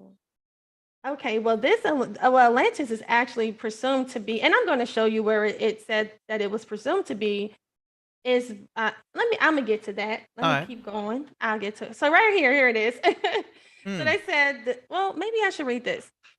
Does it okay. Does it tell me where it was? Oh, yep, right here. So this is Plato's Atlantis.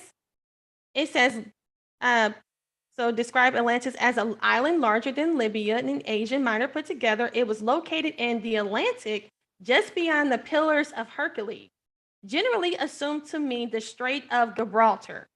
So when we look at where the Strait of Gibraltar is, it's right here. This is the Strait of Gibraltar. And they say, despite being widely considered as fiction, the myth surrounding Atlantis has remained part of popular culture for millennia. Modern attempts to locate the mysterious city has resulted in an array of theories spanning the globe, including locations as far-ranging as the Atlantic Ocean, the Caribbean, Bolivia, Turkey. So there's many locations that people say that it could possibly be, but they're saying that it can be at the Gibraltar Strait, which is right here. Now I'm going to show you where that is on a map so you can get a better that kind of makes sense though when you go back to that picture you showed, because it showed Which one? So that looks familiar to what you showed before this, because there's a straight narrow path of water and then right there. Yeah. You see how there's a narrow path of water and then a circular opening, and then you go back to that other spot and there's that narrow path of water and then it's somewhat of a circular opening, but I'm not sure how far that continues. Wow, yes. I didn't even look at that, like right there. Yeah. And then like right up in there, it could have existed. Right. Wouldn't that? Yes. We're going to find this lost city. No. Right? I mean, that's that's true. That's just kind of what my mind is going to right now, is seeing that. But I don't know what goes beyond that with the ocean. Well, we have it. Well, yeah. This is right here. This is where they. This is what it looks like right there. So it looks like that opening could have been right there, and this piece of land is missing, right? Yeah. So. Who knows what side it was on? Whether it was on the inside or the outside. Okay, I would assume it was here. Okay. But yeah, so this is the Gibraltar Strait, so it's between Morocco and Spain. So this is how a lot of people, they traveled through and went through there. And yep, that's where they're saying that lost city was, and very well could have been. So let's just keep going. So yeah, that's the Pillars of Hercules, which is called the Strait of Gibraltar. So that's just some extra information I had provided. So this is another interesting fact that I'm going to bring out. This is also fine. I'm going to be, like I said, utilizing the Atlantis Encyclopedia. So there's something called Atalia, and they said an important proof for Atlantis found in various parts of the world, specifically and appropriately within the Atlantean sphere of influence, Italy. It's a derivation of its more ancient name used, and even in late Roman times, Italia, a corruption of Italia, or land of Atlas, the eponymous king of Atlantis, who likewise brought civilization to the Italian peninsula. An alternative but closely related Roman myth describes the origin of Italy. from the country's earliest ruler, Attalus, a brother of Atlas. Plato mentions the Atlanteans occupied Eretria, the homeland of the Etruscans in western Italy. Italia is also the name of the ancient ceremonial mound in Baratsit. Guess that's how you say it. So here we see that they're saying that the name Italy, now this is according to the Atlantis Encyclopedia, guys, okay? Take it for what you want. But they're saying that this is where the name Italy got its name from, Italia. And they're saying that this was a location where the Atlanteans went to when their city was sunken. Okay? Yeah. So we're going to look at and see if we find any evidence of that. Let's keep going. Okay. So this is just some more information. I'm kind of late, so I'm going to jump some things. But right here was Sardinia home to the mythical civilization of Atlantis. See, this is actually the Guardian, and they actually did an article asking, was Sardinia, which is an island off of Italy. So they're actually speculating, was this the home to the mythical civilization of Atlantis after their, land sunk? So here we go. Let's look. So look at this structure right here. This structure, look at the people. It's huge. Yeah. Who built that? Yeah. I'm wondering, how would somebody have the capabilities during this time to build a structure by their claim, by this magnitude? Because look at these women here. They're not even at the door entry. They're right here. This is huge. Yeah. Would you have anything you want to say? I'm taking it all in. We asked the same thing about pyramids and great structures. So yeah. Exactly. Some would argue, well, they had the knowledge of masonry with, using sound vibration. We know about Coral Castle, where they're able to move stone and lift stone using sound frequency. Maybe they had that knowledge, or maybe it was giants. Maybe it was giants. And, so I'm going to read what it says. So it says, many people believe that the survivors from Atlantis rebuilt civilization 3,000 years after the Great Deluge. Archaeologists have dug deeper into the archaeoastronomy of the giant stone structure built hundreds of thousands of years ago on the island of Sardinia, Italy. These sites are called, now don't get upset with me, I think it's Nuraghi or Nuraghi. And this is what the site is called. So if you guys wanted to take a look at this, they say, which were built with powerful astronomical alignments. It's always astronomical. They always seem to be able to align these structures, like you said, the pyramids, with with astronomy. They also said, and constructed in proportions far too large for normal sized humans. And we can see that this structure does not look like normal. What would be the need of a human to build something this large anyway? We build structures very tall now. I get it, but this looks like just a regular house. Just something I don't know. It's just, it's huge. There's random styles of home design. Exactly. So they said, according to various inhabitants of Poly Arbori, starting from painter and sculptor Luigi Muscas, they said very large bones were found in the countryside surrounding their village. Some claim that they belong to men up to 4 meters tall. They said this person by the name of Muscas himself found the remains of a giant skeleton. So they're saying that they actually have found remains of giant skeletons. Now, they said this was alleged, but they said he was not the only one. Interviewed several times by journalists, many locals explained that the skeletons were shown to the authorities or experts, and then they disappeared the next day. So I'm not going to say that these people are crazy. I think that they say they saw some giants, but they're saying that it's a cover-up taking place. Do you think a cover-up could be taking place, AD? Yeah, no, I do believe in them covering up giants. We're not supposed to know about that.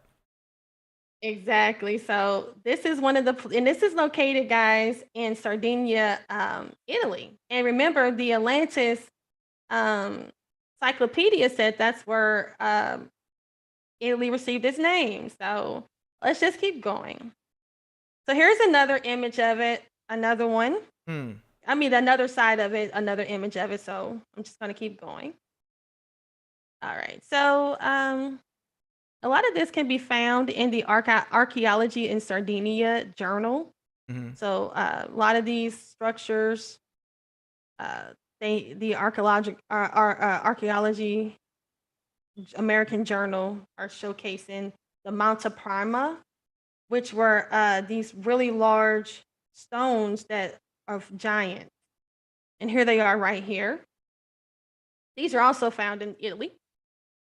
They say, did you know that Sardinia, among its many nicknames, is often called the Island of Giants? So Sardinia is also called the Island of Giants. So not only do they have a name, Italy has a name of Atlanteans, but they also have these huge giant homes, as well as these huge giant figurines called the Monte Prima Giant. So they said, did you know that Sardinia, among its many nicknames, is often called Island of Giants? The original name comes from the fact that several historical ruins and relics on the island are undoubtedly oversized. Moreover, several legends mention big, tall people who used to live in Sardinia at the beginning of time. They say the traces of these so-called giants are visible through the island and its ancient history. One of the most famous examples of the giants' culture is the giants' tombs, monumental burial sites dating to the pre-Nuragic area. Nuragic or Nuragic, I'm assuming. They say other important but lesser known relics are the Monte Prima giants, huge statues of warriors that were found about 50 years ago and have shaken Sardinian archaeologists' theories to the core. So I'm going to showcase some of these giant structures. We see some of these megalithic stones that are located in Sardinia. And here are these giant stones. Now they don't look that giant, but they're telling us that they're about 8 feet 2 inches long of these 6 warrior statues of the giants of Monte Prima. So these are some of the statues that they have found. And we saw those large structures of the homes that they built, as well as these large statues. This is called the tombs of the giants. So they say Sardinia is full of Nuragic graves called tombs of giants. They said, but why are they called that? They say these tombs are large. They consist of burial chambers that is 20 to 30 meters, which is 65 to 98 feet. Wow, that is long. That's like, a giant. So we're not talking about 12 foot long or 12 foot tall people. We're talking about really big people. Yes. So they're saying that these chambers are huge. They said the front part is delimited by a kind of semicircle of vertical stones planted in the ground, and a taller stele is often placed in the center, in some cases reaching 13 feet. So yeah, this is huge, and these are called the tombs of the giants. So, and this is found in Sardinia. Now that little hole right there, that's the entrance, huh? That's for a human to walk through. Yeah, it looks like. Okay, that's to give us an idea of how tall in relation. Yes. Okay. Yes, wow. I said that's to give us the scale. I didn't have one with people next to it. I wish I did. Well, That I way we mean, coulda got that's it. got to definitely be a doorway, though. Yep, because people want to probably walk in and be able to Yeah. look around. Yeah, and they got people actually inside of these things too. Yeah. So I saw some videos on that. Hmm. So this is actually an aerial view, and I thought it was pretty interesting that it was shaped like this. They call this a giant's grave. Hmm. So this is pretty interesting how it's shaped. Yeah. And they say, hey, maybe a giant's in there. I don't know. Hmm. So let's keep going. Well, So, uh-huh. I was gonna say in Egypt they had giant tombs, didn't they? Or they had statues that were supposed to be up to scale with the actual giants, right? In order to honor them. Yeah, that's right. So we're going to keep going on our path to the. We're trying to locate the lost people of Atlantis. Hmm. So we're going to trail them. We're trailing them today, guys. Okay. So here we go. This Atlantis encyclopedia. They speak on Stonehenge. Ooh, Stonehenge made it. They say the world's most famous megalithic site located on England's Salisbury Plain. Evidence supports important Atlantean figures. For example, the sacred numeral 5 incorporated and 6 incorporating Atlantean architecture, according to Plato, recur throughout the Stonehenge. The structure even resembles the concentric city plan of Atlantis itself.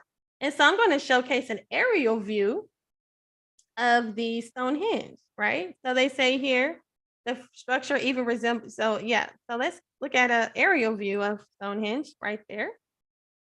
And it does kind of look like Atlantis a little bit, you know, with the circle within the circle. So they're showcasing that Stonehenge, according to the Atlantis Encyclopedia, they're saying that this is a site of the, you know, the Atlanteans, the lost Atlanteans. So let's keep going. Also, the Giant's Dance. It actually was the name of Stonehenge. It was called the Giant's Dance. Now, there was a myth about Merlin, and they said that he described it as a megalithic stone circle whose stones were used to build the Neolithic Stonehenge on Salisbury Plain in England. That description was based on the legend archaeologists have identified with the Mesolithic Wanman and Pembrokeshire, Wales, as being the older Stone Age stone circle, which is where the blue stones of Stonehenge were taken from. They said, according to Geoffrey the Wizard, Merlin disassembled a circle at Mount Killah Ross in Ireland and had men drag the stones to Wiltshire and had giants assemble Stonehenge.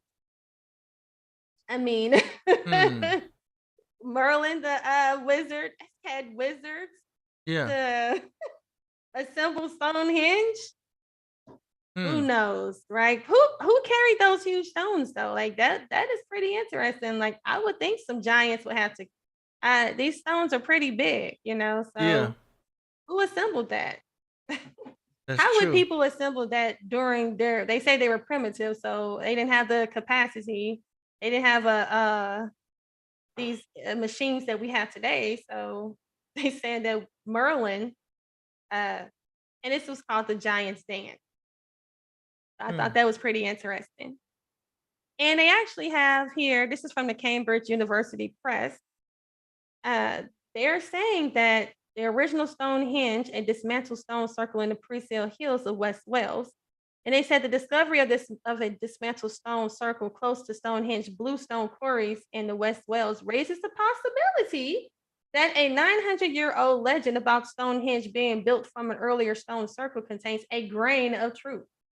So they're saying that, hey, there is a grain of truth that those stones came from that. And I mean, they say that's at least where the stones came from, but they don't know if it was actually Merlin that had giants put them together. So, but hey. Are you familiar with the theory that Stonehenge was built to predict eclipses of the moon and sun? Yes. I am. That's interesting. I know like the Druids and all of those, they're very, you know, they're always with the Stonehenge. So it's something going on with them. So. Yeah, something about, you know, the sunset with summer solstice. Yep. Yeah, with the Druids and everything. Yeah, I saw a lot of images when I was looking into the Giant's Dance and looking at the Stonehenge with the Celts and the Druids. They were all inside of the stone hinge and all of that. So I was like, well, hey, if like I said, I believe there's a grain of truth in everything. So why not? Why not? I mean, you know me, I always go astrological. You know what I mean? Especially when I see things like with the King's Chamber pointing to a certain star through the chamber and everything, and everything is pointing to a certain direction, whether it be north or to point east. You know, I always see the astrological connection in one way or another. That's right, because all of them, everything always aligns astrologically. So it's a reason. It's always they're not building these structures for no reason. I know that there is a real reason, you know, as to why they're doing what they're doing. I don't take people taking time out of their day to do something just because they felt like doing it. I believe there's always a cause for everything. Yeah, I mean, they didn't just set up a bunch of rocks and be like, boom, we got a bunch of rocks. That's what they want us to believe too.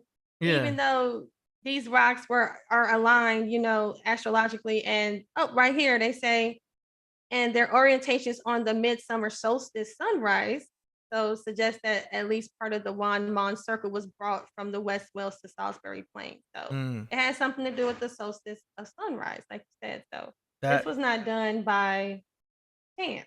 Yeah. This was done deliberate. So that would give it more purpose. It's an amazing structure. It's very cool. Yeah. I want to go and travel and actually visit it. I do. A lot of these structures I want to go see. Nice. I'm gonna keep going. Okay. So there's also a place. I gotta make this bigger. It's kind of small. Ooh. Let me go back. See if I can make this bigger. Well, it actually is saying Archaeum. I guess this screenshot didn't come across very well, but this is Archaeum. This is another stone hinge. And this one's located in Russia. Okay. Now, this is how this one, they're saying this is an aerial view of this. What the stones are kind of gone, but this is what the aerial view looks like. It's like a crop circle. Yeah, it does. And so this is what they're saying as to what they believe it was, what it did look like at one point in time. So they're trying to come up with, you know, ways that they felt like what this actually used to look like before it was destroyed. Here's another aerial view of it over here. Oh, I'm actually skip. But what was actually found here was an elongated skull. So that looks like a huge skull, and a lot of these elongated skulls. And this is actually a view of an archaeologist with this. It looks like a giant's head, you know. And this was actually found where this Stonehenge was located. So, you know, I'm bringing out some good stuff, guys. I hope you're enjoying it. Oh yeah, they love it. So this is the elongated skull right here. And this is the it could be possibly be a giant or some sort, right? I understand the head binding. I know that people in those times used to head bind. Yeah. But we have to think about it like this. Why did they start head binding? Maybe because they actually were seeing people who had those types of heads and they were considered to be royalty, because, you know, the Atlantean race was a royal race and people probably wanted to mimic them. So, but I believe this one is to be a true elongated skull. It reminds me of the latest Indiana Jones and the Crystal Skulls. Have you seen that? I didn't watch that. No. Yeah, I didn't see that. some say there's a lot of truth to that movie, but yeah, Indiana Jones and the Crystal Skulls, they have those elongated heads. Yes, because they found these. Now, these skulls are not this. Now, this one is in Russia, right? So I'm going to talk about, so these elongated skulls were found near the Black Sea. So they're also found near the Black Sea, which is within the Mediterranean. There also was found in Russia. And then they're also found in Peru. So then, you know, the Peru, they're called the Paracas skulls. They're called the Paracas skulls. So it's like, okay, we got them in the Black Sea. We got them in Russia. And then now we have them in Peru. So these so-called Atlanteans were traveling. These giants were traveling, right? So we're going to take a look at this. This is an actual Paracas skull. Are you familiar with Brian Forrester? No. This is what he does. This is his thing. He hangs out a lot in Peru, and he does a lot of digging in Peru, and they found a lot of these skulls in Peru. So we haven't even made it to the Americas yet. Wow. But these are what the skulls look like. And his name is Brian Forrester. You can follow him. He does a lot of research. He has a YouTube channel. And he says beyond the Black Sea. So the mysterious Paracas of Peru. So he's saying that, hey, we're going beyond the Black Sea because they found them in the Black Sea. And then you can see that the skull is pretty smooth. And look at the eye sockets. They're pretty huge. And then there's like, where's the sagittal sutures? It's pretty, it's not just, these skulls are huge. You know, they're not like a normal human sized skull. Yeah. So this is pretty interesting. These got to be those giant skulls, right? Yeah, or an alien race of human. Are their descendants? Yeah, the alien race. And that's when I brought out the archons. The Nephilim. It could be some Nephilim. That's why I brought out the archons and the Nephilim, or whatever you want to call them, extraterrestrials. So yeah, Nephilim. They're not from here. How about that? A race that was not from here. You know, I like to talk about all of that. So here is the Atlantis Encyclopedia. This is what it looks like. It's from Frank Joseph. So I just went on and just showed you guys where I'm sourcing my stuff from. So I'm getting ready to get into something that's pretty interesting. The name of where they say America came from, according to this encyclopedia, is from Amuraka. Okay. And they say in the earlier 16th century, when they first walked ashore as to what now Colombia, the Spaniards were informed by the Indian host that they had appeared in the land of Amuraka, bearing the royal title serpent. Amuraka, they said, was a bearded, they said he was a white man, not like the conquistadors themselves. He had long ago arrived after a terrible flood out of the sea, forced him and his followers to seek refuge. He afterward taught the natives the benefits of agriculture, medicine, and religion. Then he built the first of the several stone cities, Amuraka's resemblance to the plum serpent, known by the identical name to the northerly Mayas and Aztecs, means the same set of the old world culture barrows arrived through the Americas. So they're saying that the word America actually came from Amuraka. That's what Frank Joseph is saying. Now he said it suggests that the name was given to the New World, did not derive from a contemporary Italian map maker by the name of the Atlantean flood hero.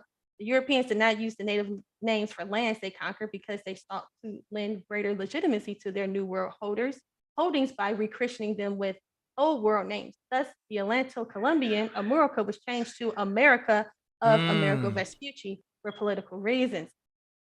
Now, that's what they're saying. And I find it very interesting. So we're going to keep going. Wow. So they were saying that the Amorites, who were Canaanites, they said that they were known as Atlanteans, and they sailed worldwide to become such as Amuraka of America, tribe of Amorites. That's what they're trying to say, that so when I talk about Aga Bashan, who was an Amorite, they're saying that he was somehow the Amorites who were all the way in Israel made it to Amuraka. And that's what their god name is, Amuru. So that's really going deep. So we're going to keep it on the level. But this is what they're saying that the Americans look like. They were the Amurakas looked like before when they were over here. They were these people here. All right. So we know that there's Quetzalcoatl. He's actually worshipped in Mexico. And they're saying that he was the feather serpent. And then there also is Kukulkan, who is the feather serpent. And he is also where the Mayans worship. So they're saying that, where is it at? They saying the Mayans version of the feather serpent, known to through Middle America, is the leading culture bearer responsible for Mesoamerican civilization. According to the epic, the Popol Vuh. So the Popol Vuh, he was a tall, light-eyed, bearded blonde. His hair was like corn silk. He visited from his homeland, a great kingdom across the Atlantic Ocean.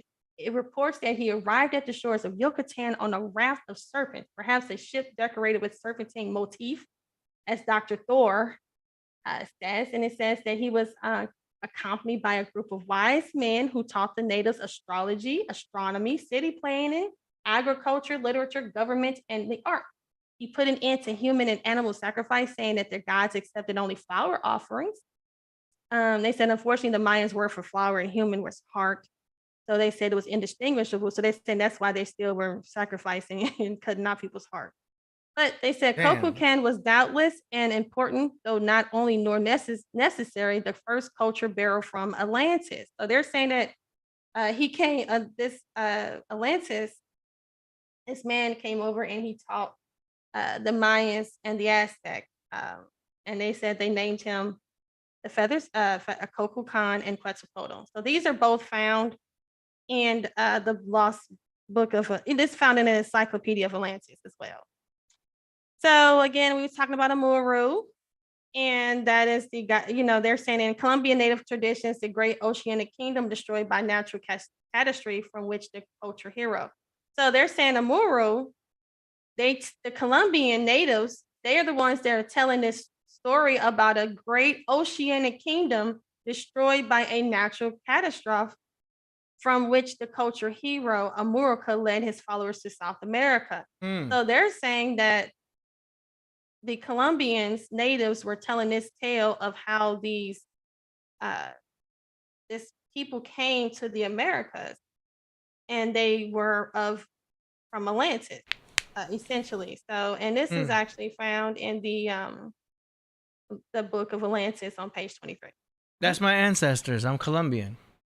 Oh, really? Yeah. Okay. Well, they said that you guys have the Colombian natives have a tradition that talk about the great oceanic kingdom destroyed by a natural catastrophe from which this culture hero Murka.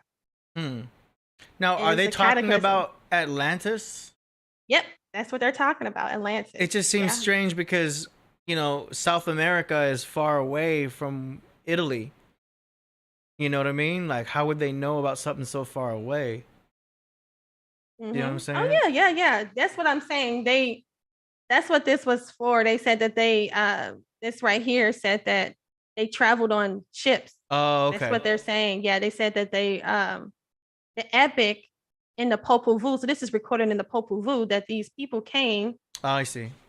And they traveled on. They said it looked like they were traveling on serpents, but they said perhaps it was a ship decorated as with the serpentine motif. You know, because they're saying that the people were kind of, I guess, primitive and don't know what they're looking at. I guess is what they were trying to say. But we don't believe that to be true at all. But you know, that would make sense then, I guess, because if they travel across the North Atlantic Ocean from that area where we were talking about the thin water, they would end up like in Strait. Yeah, they would end up in Brazil. Yep. So then they'd be in South America. Yep, that's what they're saying. So we're following their trail. That's what I'm saying. We're on the trail of them. And we're gonna keep going. You do have the correlation of Atlantic correlating with Atlantis. That's right. That's right. I hope people are able to put that together. That the Atlantic Ocean is where Atlantis was located. That would make in sense. that Gibraltar Strait. So we're putting it all together, and we're bringing it to life. So let's keep going. All right. So there was a god by the name of Amuru. But he was all the way in the so-called, Middle East area. So somehow his influence was brought over to the Americas. Okay, so I'm not going to take time to read all of that. But let's get into this because I was kind of late. So that wasn't important. But here we go. We got Zelhua. This is the good stuff. This is the fun stuff. I like this. So Zelhua is one of the 7 giants in Aztec mythology. So according to the Aztec, they speak on Zelhua, who escaped the flood by ascending the mountain of Tlaloc in the terrestrial paradise, afterwards built the Great Pyramids of Cholula. So this is a tale that according to Aztec mythology, it's that there were 7 giants who escaped a flood. So we know that there was a worldwide flood, right? And these giants were in this, they're saying they were in the Atlantis, right? And they said that they left that and they came to the Americas and they built this Great Pyramid of Cholula. Let's take a look at that. So the Great Pyramid of Cholula, I just want to show you. So look at this pyramid. This is just one structure, and this is considered to be jumping a little faster than that. But it is the largest archaeological site of a pyramid temple in the New World. Okay, by width. Okay, they're saying it's like 7 pyramids in one for each giant. So you take a look at this one structure here, which is amazing. It is huge, right? And they're saying that this giant, after the flood, came here and he built it. That's according to the Aztec. They said 7 pyramids, not one. The Great Pyramid of Cholula, or Tlachtoltepetl, as is also known, excuse me, I don't mean to offend anybody, I'm trying, was the product of 7 superimposed pyramids, each of which covered the whole of the previous pyramid. This motivated the gradual enlargement of the base, which reached up to 450 meters on one side, reaching a height of 66 meters. So the current appearance of the Great Pyramid of Cholula is a massive hill on the top of a which is a Catholic church, was built dedicated to the Virgin of Remedy. So when we look at it here, this is a nice, good picture of it. It looks like it's been covered, and in the dirt. They tried to hide it, I'm assuming. And so, but now it's a church on top of it. But this was actually a huge pyramid, and they covered it up. So it's some cover-ups trying to take place here, but we're going to look at history. But there's a great pyramid.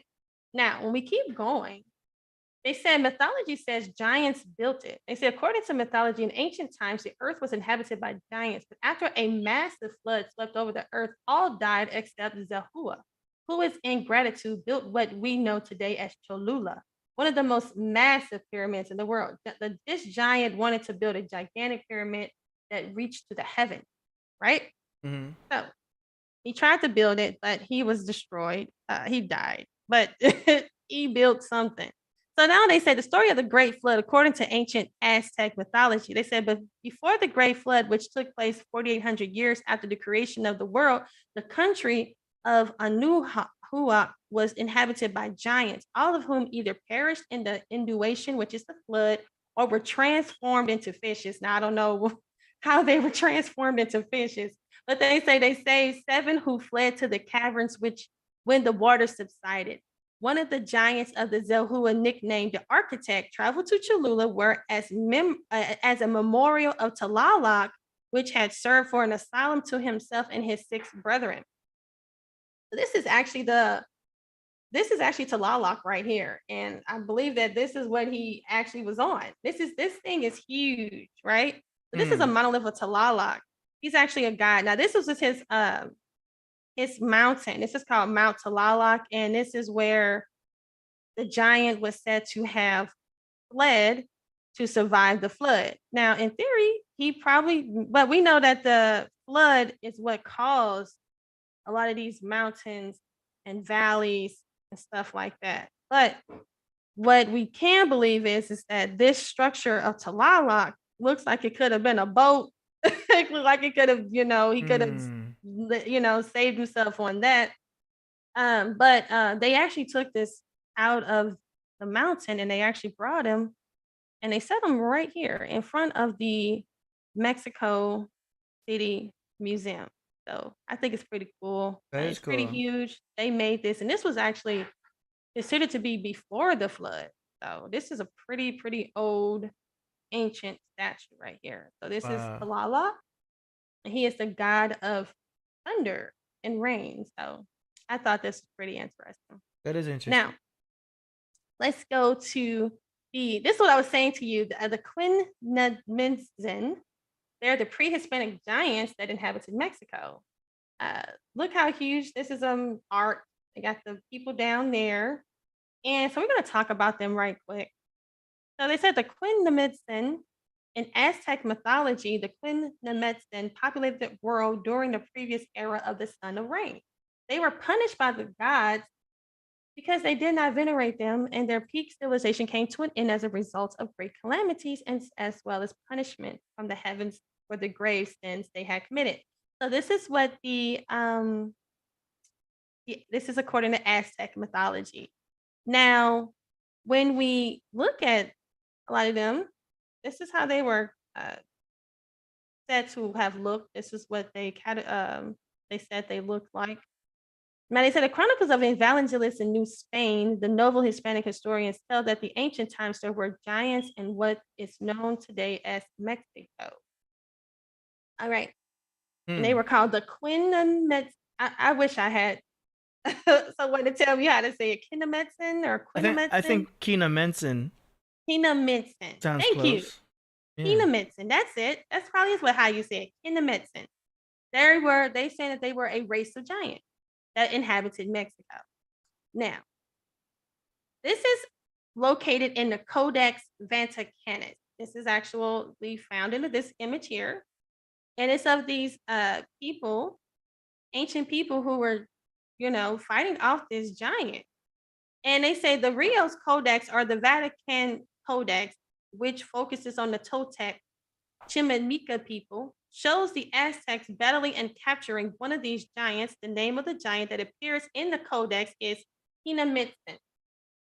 So if this isn't, some form of, this is what is written in the Codex Vaticanus. So they showcase these Aztecs fighting one of these said giants. Now, I'm just providing a little bit of more information. This here is Don Juan de Zamaraga. He is a bishop of Mexico. He has a book that he tells his story about his encounters with giants.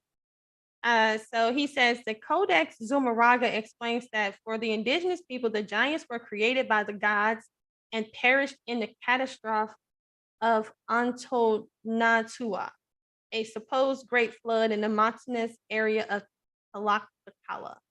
But in this mythical and even metaphorical way of saying, as further research indicates that the Hinamitten were destroyed by a group of merchants from the coast who fought for power in the land that they inhabited.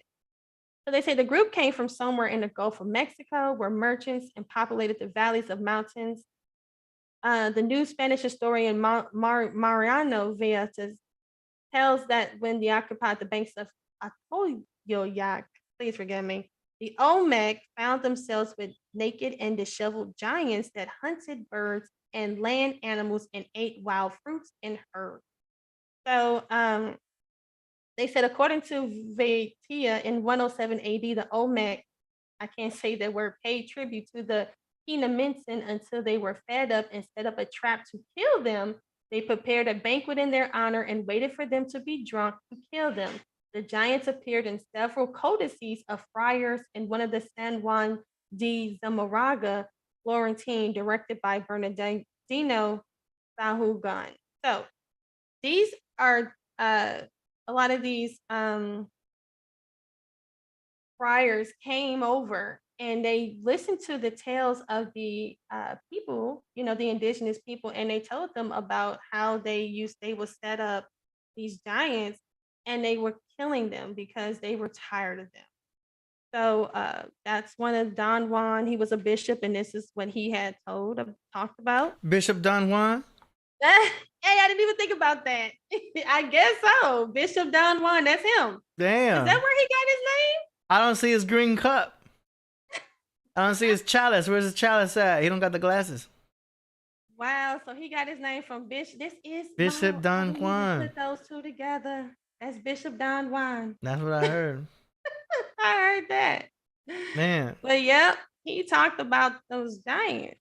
So, so this is another person by the name of Avar Nunez de Vaca. He had an account with giants. This is his book. It's written in the journey of Avar Nunez Cabeza de Vaca. And he said he's told a little story about how he met up with some giants. So he said the rafts took off for Cuba, but were destroyed in a hurricane. Around 30 men survived the sinking of the rafts, but Navarez was not among them. Cabeza de Vaca and the remaining Spanish survivors washed ashore near modern-day Tampa Bay. They quickly formed an expedition to reach a Spanish settlement in Mexico and regrouped there, thinking it was only a few miles away. But after a series of battles with hostile natives, they ended up rafting their way into southern Texas.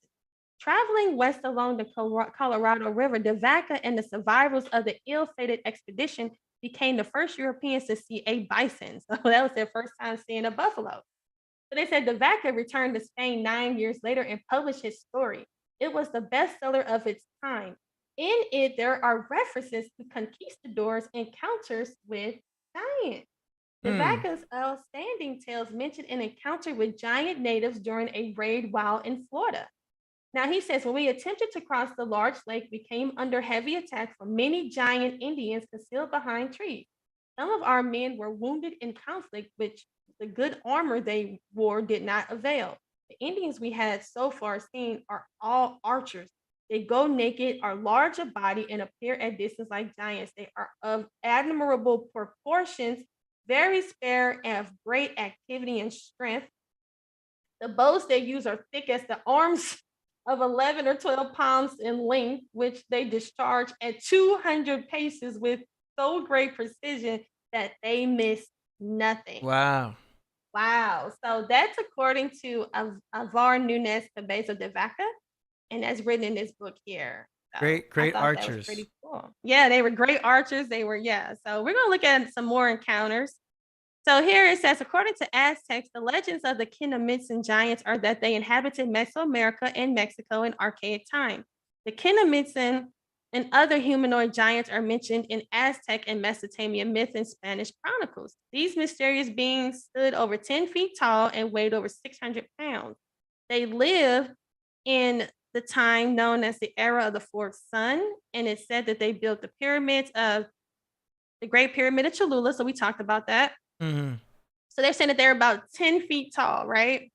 And they said Aztec mythology says that these beings inhabited Mexico and Central America and that the native people fought against them. So they were fighting, they were warring with them. They were trying to, they got rid of them.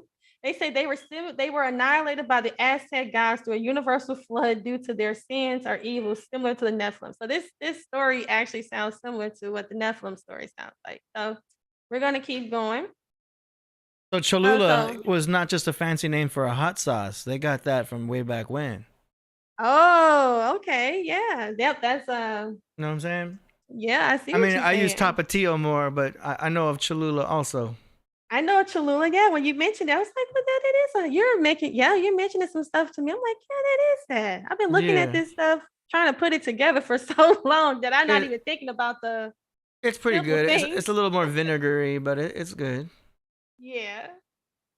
So here was a letter actually from Amerigo Vespucci. He called this call it the Island of Giants. So he wrote this letter, and he actually talked about seeing large giant people. So we're gonna read. I'm gonna try to jump here because I don't want to, be too long. It says, moving on, we found a trail leading into an island. 9 of us came to the conclusion, agreeing that the island was too small and that there could not be many people on it. We went further inland to see what kind of people there were. After going through almost the whole league, we saw in the valley 5 of their huts which seemed inhabited. We went to them, but found only 5 women, 2 old women, and 3 girls. They were so tall that we looked at them with amazement. When they saw us, they were so horrified that they did not even have the courage to escape. The 2 old women began to invite us with words, brought us a lot of food, and led us to the hut. They were taller than a tall man, so they would be as large as, they gave a name, Francesco delle Abizi, I don't know, but more proportional. We wanted to take the 3 girls with us by force and take them to Castel as a miracle. So this is him explaining how he came across these women and he was saying that they were very tall. So when we get down here, it says here out. I'm just gonna jump to the best. Sure, I can relate. I met some tall girls. I'd be like, oh nope. Some Amazons. Yeah. So he says, however, it says here, but we sat in them and we were some distance from the shore. We saw them dancing on it, sending many arrows at us, but we had little fear of them and fired 2 cannons at them, more to frighten them than to hit them. When the shots were fired, they all ran to the hill. Thus we left them, avoiding, as it seemed to us, the dangers of this day. They were naked like others. I call the island of giants because of the great growth of these people. So this was just a Amerigo Vespucci. He did a letter and he explained that he considered this island to be an island of giants. Now we can say that these were either really just on average tall women, or maybe they were indeed giants. Who knows? So we're gonna keep going. Is this anything to So do this with? one I mentioned. Were they considered Amazon, or is that something different? They didn't mention Amazon in that. You know what I mean? Because it reminds me of the story of Wonder Woman. Yeah, but that kind of gives me a little Atlantean vibes too with Wonder Woman. Yeah, that's a lot of you're right, because they were like Yeah, strong. so Like I don't know if they use the word Amazon women, but they were like a group of very strong women. they But were. they didn't make them to be very tall necessarily, but just very strong. It's very strong, and that's true as well. So here's the CT Kai. I had mentioned them, these giants, a little earlier. So according to the Pawik oral tradition, the CT Kai or the Saduka or the Sai are a legendary tribe whose mummified remains were allegedly discovered under the 4 feet of guano by guano Guano. miners. Yeah, guano. I learned about guano. I know about guano too. You know, what was that? Ace Ventura? Ace Ventura, yeah, Pet Detective. Guano. Ace Detective, he was like guano. So people don't know that's from a bat. Uh-oh, wait, your volume just cut down. Check your mic. Say check. No, your mic just went low for a second there. Did you cover something? No, I'm not doing anything. Yo, your mic just went down. It wasn't me. Say check. Check. Can you hear me? Yeah, Mic check. I can turn you up now, but your volume overall went down. That's weird. I don't know. I don't know. It's been a weird day with my technology. There we go. It's coming back equipment. All right. It's just probably time for a new one. That's maybe you might have an auto volume thing going on there. I don't know what kind of software you're using, but there might be like an auto volume controller there. Oh. Because now you're back to normal. Now you're good. Oh, well, maybe it felt like I was getting too loud. Okay. That's weird. Okay. It's weird. I'm just going to keep going. Yeah, you're all good now. All right, good. So, guys, the guano, these remains were, I guess, essentially preserved by bat droppings or whatever. So they said they were mummified remains were allegedly discovered under 4 feet of guano by guano miners in what was Lovelock, Nevada, United States. Although the cave had been mined since 1911, miners did not notify authorities until 1912. These miners destroyed many of the artifacts, but archaeologists were able to find artifacts from the cave. They said include tool decoys, sandals, baskets, several dating back over 2,000 years. So they talk about the CT Kai, literally means tool eaters in the language of the Pauit Indian. So there is this cave. Now, according to their oral history, they said the Pauits, the CT Kai, were a red-headed band of cannibalistic giants. The CT Kai and the Pauits were at war, and after a long struggle and coalition, the tribes trapped the giants. I kind of cut that off. Let's see. But here's what is said to have been found. Wow. Yeah. So look at that. That's pretty huge. So they say the Pauits, a Native American tribe indigenous to parts of Nevada, have an oral tradition that they told to early white settlers of the area about a race of red-haired white giants or barbarians that their ancestors referred to as the CT Kai. The story was written down in 1882 by Sarah Winnemucca Hopkins, daughter of the Pauit Indian chief, in her book Life Among the Pauit, Their Wrongs and Claims. So there's her book. And they said that she wrote about the story that these Native Americans talked about this race of giants. So, and this is her book, and this was called Life Among the Pauit. Now, when you look at how you see these are two men, and then there is a huge giant, and this is the entrance of the cave. Now, this is actually the cave here again. And this part was kind of cut off, but it said the CT Kai used their rafts to navigate across the dwindling lake of Lahontan after many years of conflict. The CT Kai often aided the Pauit captured in battle and in retribution, and for their own safety, the Pauit finally launched a campaign to rid themselves of this threat. So they said the giants took shelter in a rock cavern. So they say they took shelter. So I guess they wait for them to go to sleep. An overraging shelf, and when they refused to capitulate, the Pauit tribe chiefs had their warriors fill the entrance with brush, and they set it on fire. Those who escaped were slain, and the rest were presumed to have perished. So this is the Lovelock Cave in northern Nevada. So according to their tales, is that they waited for these giants to go to sleep, and they filled it with brush, and they set them on fire, and they killed them, and they were called the CT Kai. This is a skull that was found there. Pretty huge. Those big ass teeth. Yeah, you see those teeth? Damn. Yeah, that is a pretty massive skull. So, and the teeth and the chin, like, whoo, that's huge, right? So that's the skull that was found. This here is a handprint.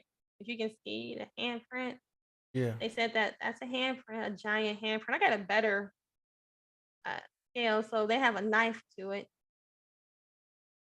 and they're saying that that is a handprint that was found there in the Lovelock Cave. And then there's a shoe. There's a shoe. This shoe is about 15 inches, so it had a 15-inch foot.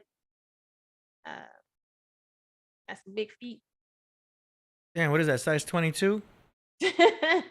And this is a sandal. It's a sandal. It lasted pretty long. I guess it. You're gonna have to get some custom Jordans. Yeah, that's a big foot, right? So they found all of this within that Lovelock Cave. I thought this was pretty interesting. So we're gonna get to the Aztlan, the mythical homeland of the Aztec Mexica.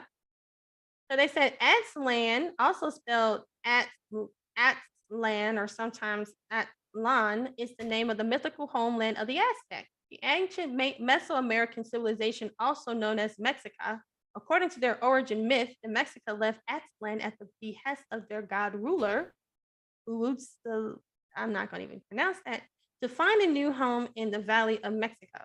So this land, Aztlan, is a mythical home of Mexico. Now, when we go into the Atlantis Encyclopedia, we see Aztlan here. And they say an island civilization in the Atlantic Ocean from which the ancestors of the Aztecs arrived in America following a destructive flood.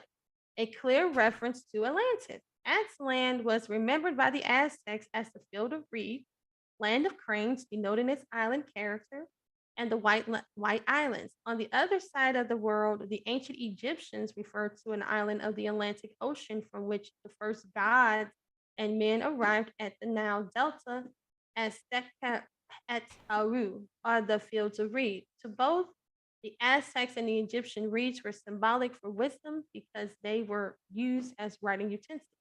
Atlantis was likewise known as the White Island to North African Berbers, ancient Britons, Hindus of the Indian subcontinent.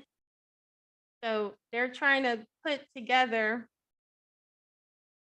Aztlan, which the Mexican, they said was home to the homeland of the Aztec, and they have here Aztlan. So that's what they're trying to put pieces of the puzzle together. So here's a bibliography. So they're saying that as a region in mythical geography, Aztlan, the land of the white herons, has long history. According to the Nahuatl myth, the Aztecs whose name is derived from Aztlan.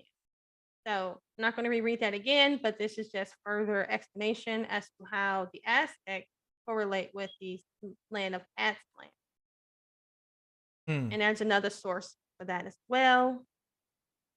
It was the ancestral home of the Aztec people. They said that was their actual home, ancestral home. So that's what they're recording here. Okay, so and that's all I have. Hey. Hey. So All right. I hope you guys enjoyed that. Hold up, I gotta get my sound effects. I'll give you a round of applause. Oh, okay. Let me start sharing my screen. Oh. Yeah, so guys, I do presentations like this all the time. And I gotta put a plug in for my channel. Yeah. So, what's your channel? my main channel, it is called Naftali's ADUIC. And I have another one called Naftali New School of Thought. But that's my main channel. How do I stop sharing my screen? Oh, I can turn it off. There so you I just go. want to put it in. So it's called Naftali's ADUIC. Okay, hold on. So wait. Naftali, ADUIC? Yes, ADUIC. .com. Well, and I'm not YouTube. At YouTube. Okay, that's your YouTube. Okay. Yeah, it's my YouTube channel. So YouTube.com/Naftali ADUIC. Yeah. Okay, I'm gonna verify it, and that's gonna be in the description for y'all at home. Thank you. I'm spelling it wrong. I'm gonna search for it. And I'm gonna pull it up and I'm gonna share it on my screen too. Oh, there it is. Boom. Oh, I see. You may not have the handle connected yet, so people can search for it. But I'll show you later. You can go to your YouTube settings and you can set it so it'll go to youtube.com/Naftali. You know what I'm saying? I'll show you that later. But the link is in the description. Okay. And Boom. thank you. Absolutely. So guys, stop on by. It's a lot of, like I said, I like to mix the historical and just I love history and I like to Yeah. see if it comes to life. Is it really true? And I like to bring it to reality and follow the story, follow the trails because history is amazing and there's a lot of great uh components of it. And I like to see if it's true. So it's fun to put the pieces of the puzzle together. And Absolutely. I had a really great time presenting that presentation. I hope people enjoyed that. Yeah, absolutely. And if anybody has any Any questions, questions? hit the super chat if you have any questions you want to ask. We had some doubters in the chat room, and some people were saying this is amazing. So, and that's to be expected. It's good to be skeptical. Oh, well, this is all new. So what they can do is they can take what it is an introduction to the Hmm. information. Yeah. And what you do is you take the information and you do your own research. That's what Yeah. I say. So you got your doubt. Of course, I expect that. And I, so what you do is you go ahead and you look at it. I think it's interesting how it's all based out of the Atlantic Ocean, and you're talking about Atlantis. And then I remember hearing things about the Bermuda Triangle, which is also in the Atlantic Ocean, just south of Florida. And have you seen correlation between the Bermuda Triangle and Atlantis? I have seen that, but from the information that I'm seeing, they want to say it's right there at that location. But who knows? It's a lost city, so it could Yeah, be because anywhere. technically it wasn't that far away. It was still in the same ocean. You know what I mean? So maybe it was much larger than we can imagine. Okay. You know what I Yeah. mean? Or parts of it floated towards that side, because the conspiracy theory is that there's a Merkaba that is able to create a portal to some other dimension, and then that Merkaba is sunken in the Bermuda Triangle, and that's why certain planes will disappear. Because you've heard about the Bermuda Triangle, right? How planes Yep. will disappear. Yep. Boats and planes and all that. Yeah. Yeah, the theory is that there's some kind of like Merkaba pyramid that fell that's underneath the ocean around that area, and for some reason it forms that triangle, and that has some kind of portal that we can't see. And then there was also that one plane that disappeared a long time ago, but I'm not sure if that was even near Bermuda Triangle. But I don't know. It's just a theory that there's a portal there. Oh yeah, definitely. I agree with all of that. We really truly don't know. There are some things going on, and before this universal flood, the sea levels weren't as high. There wasn't as much water as we see today, so things could definitely have been much closer than originally thought. So Yeah. it could have, spanned it all the way to that portion of the Atlantic Ocean. Who knows? So there's a lot of the glaciers and a lot of things like that. The sea levels are rising. So, this is just all an introduction. And it's just an introduction for people to go out and just take a further look into the information. And, hey, come by, let me know how you feel. And we can have a discussion about it. It's just stuff to just, I just thought it was pretty interesting how we Yeah. can just try to tell a story and try to put things together. That's how I look at it. I like the correlation you saw about Italy Yeah. Yep. and Italia. Yeah, Italia, as well as how the word Italia came to the word Italy. That's Yeah, what they're because saying. that wasn't too far away from that area that you said the Atlantis would be at. Yeah, that Gibraltar Strait. So they're saying that they Yeah. traveled from when Atlantis sunk. They said that's where they had taken, and then they have all these stories. A lot of the people, like if people were to take some time and look at the Nuragi people, Mhm. the Nuragi civilization, they will learn that people tell all these historical stories about those people that were there, and they all say it was a race of giants that were living there, that were inhabiting there. So, like I said, I always look at there may be a grain of truth in what everybody in all kind of stories or legends or myths. And we see these really tall structures that people were saying that they were too, people were too primitive or too, not, I don't know. I don't think anyone's primitive, but I just think they try to say that they didn't have the tools or the capacity to build these large structures. So they were saying that these were homes to giants. So I don't see anything, anything. I don't take anything against it. I think it's true. Yeah. Some truth to it. That's really interesting. And it goes right into the. Oh, no one has any questions. Yeah, no questions. Anybody got questions? I think this is interesting, especially how it connects right to the Mediterranean Sea. And it would make sense for them to arrive at Italy because it's right there. It's funny how Italy is shaped like a boot. Yes. Yeah. So yeah, it's pretty interesting. So there's no questions. I enjoyed my time with you guys tonight, Yeah. and I'm gonna go ahead and go. All right. Well, we appreciate you. Thank you so much. I'm giving All you right, a guys. round of Thank you so much applause for having me on. over here. There's All right. applause happening. Thank you so much again. All right, you guys have a good night. All right, you too. Bye. Bye. All right. How'd y'all like that? Cool, right? Man, I didn't know we was gonna get into the giant subject. That was cool. That topic is bigger than I thought. You know what I'm saying? Bad joke. All right. Man.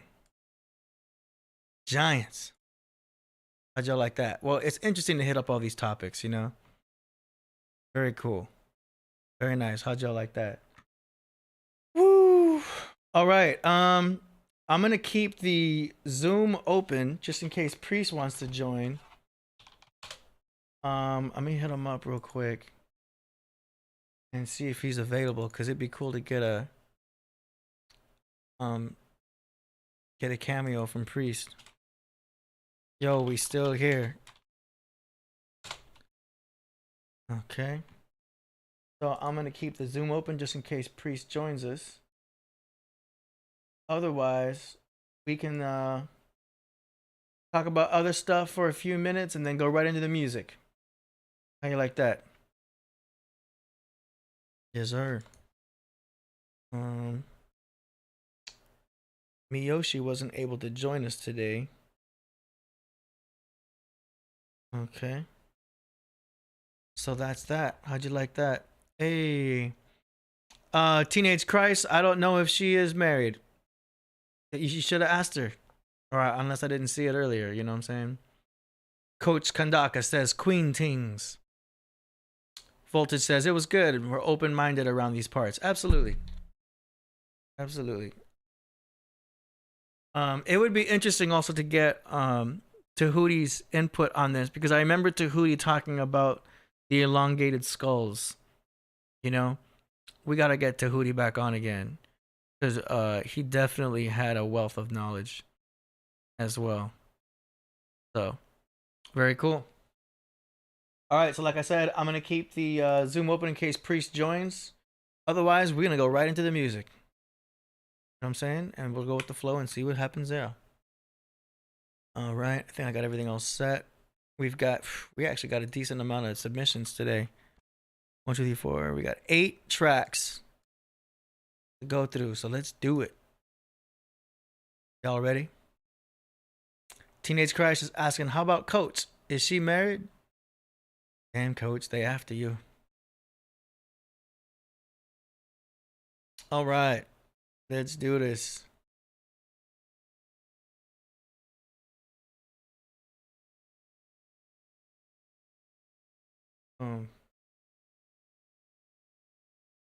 Table waiting room. Okay. All right, let's go.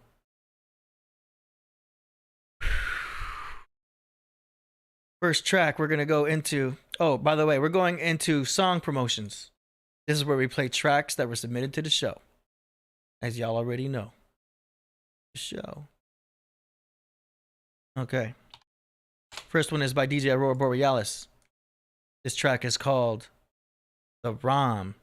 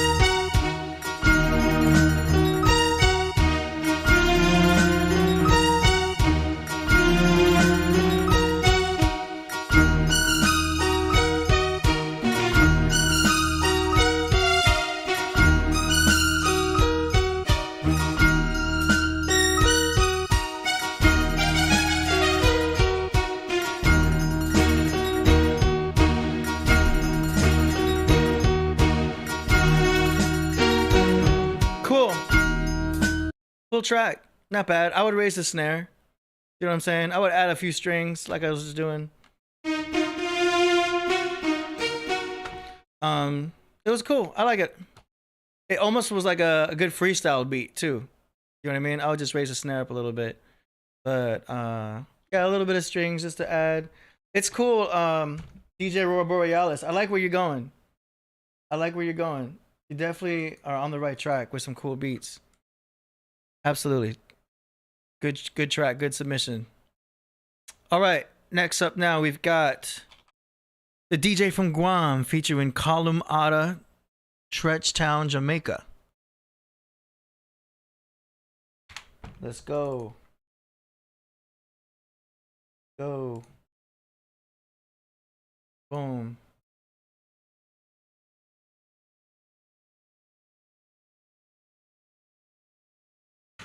Over the lane, around the lane, I straight and close the jump.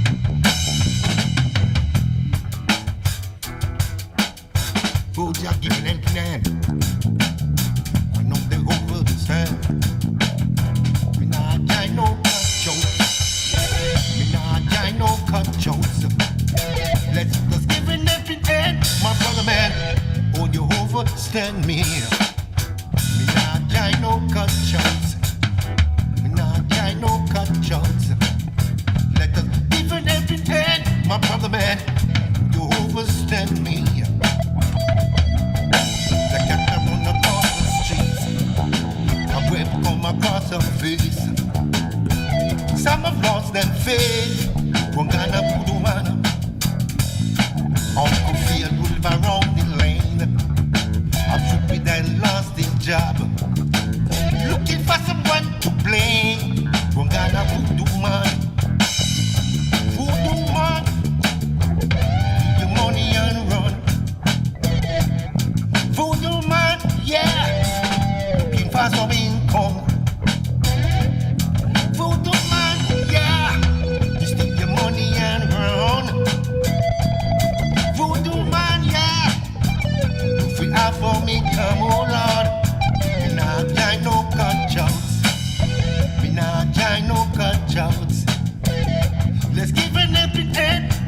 man, hope you overstand me. Me not try no cutouts. Oh, me not try no cutouts. Let's give it a bit hand, my brother man, will you overstand me?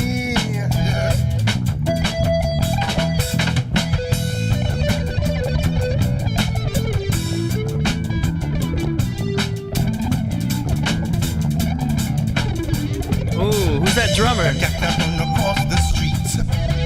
Cause we've come across some face.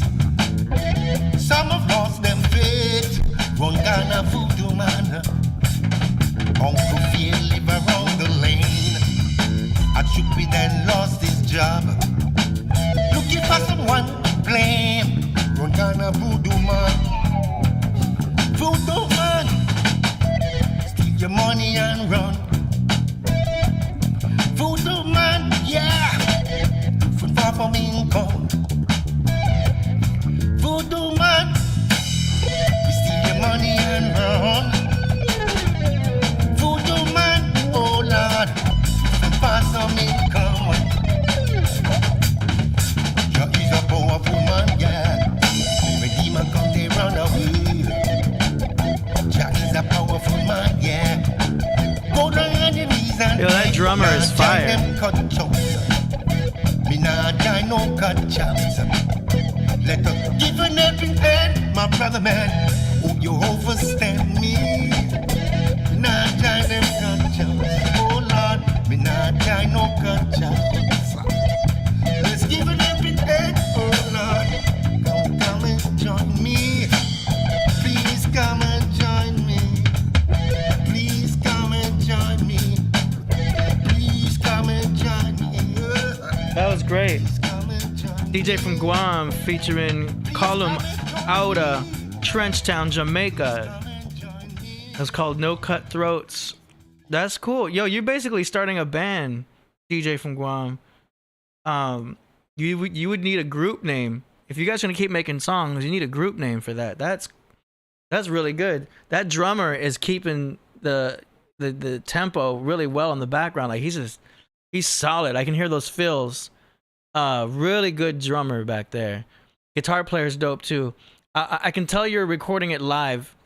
You know what I mean? I kind of wish there was a little bit more bass raised up and everything. And the tough thing about recording bands is that the toughest part is getting all the mics right for the drummer, because the drummer's getting all the mics a lot. Like, you know, there's a mic for the toms, mic for the snare, mic for the kick, mic for the cymbals. There's usually 2 overheads.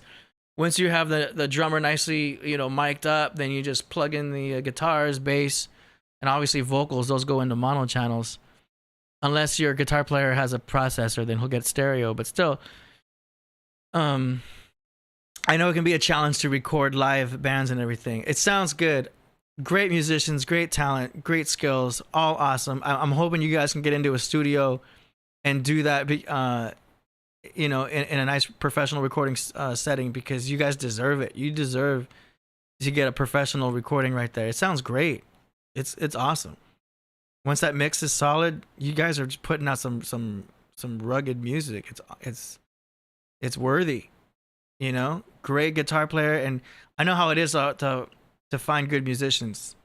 You know what I mean? To find a good band. The bass player was doing his thing too. I could hear that. That was great. You know what I'm saying? Very good. Awesome. Yeah. All right, let's keep going. Great submission, DJ from Guam, once again. But like I said, get a band name together, because I've heard you submit other band stuff before too. So it sounds like you got a group going on. You know? You're gonna have to call it the Band from Guam. All right. Coming up next. It's still downloading. Oh, boom. Okay. This next one is from Ceaseless One from Long Beach. Hey, Long Beach. The name of the song is Ceaseless One. Ceaseless One is Who I Am. Here we go.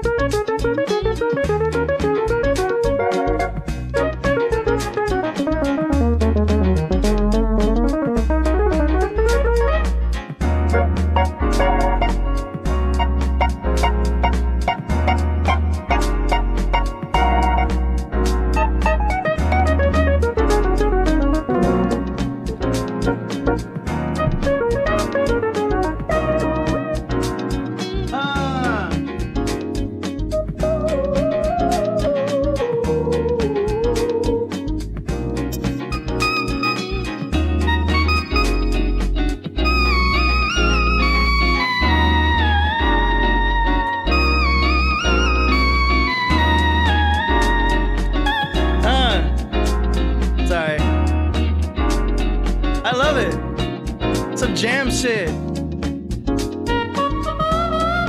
can go all day. Woo, I can do it all day. That's dope. This is great. Ceaseless One, what are you doing? Shit is fire.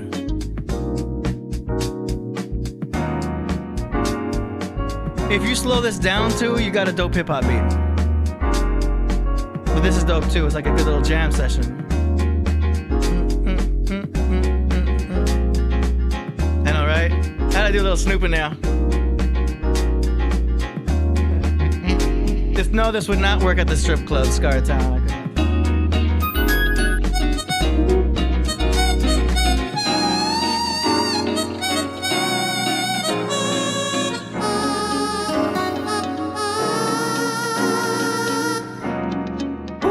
Okay.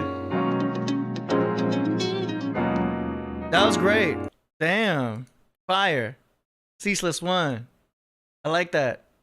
I like that. That was really cool. Woo. Love it. I couldn't help myself. Okay, here's the next one. Oh wait, hold on. I gotta set it up. Don't worry, I'm not gonna jam to all of these. I had to on that one. Ceaseless One from Long Beach again. This one's called Crazy Talk. And he says it's just a beat. All right, let's check it out.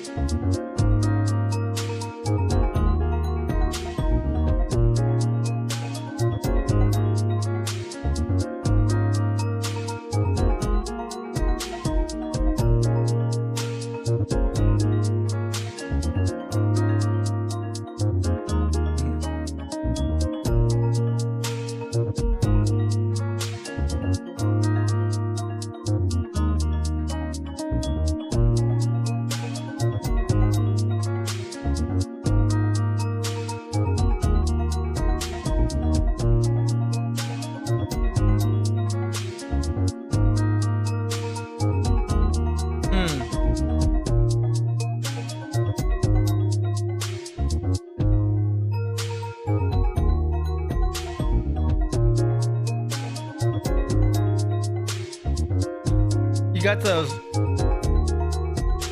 vibes in there.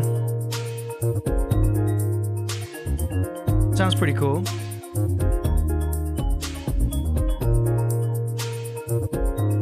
You could probably bring those up a little bit.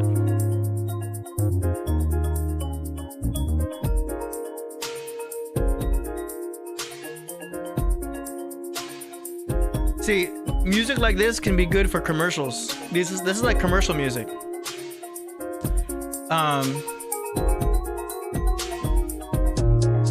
If you put enough of these together, you can put them into an album and call it like commercial music, like a very generic name, and you would submit that to publishing companies.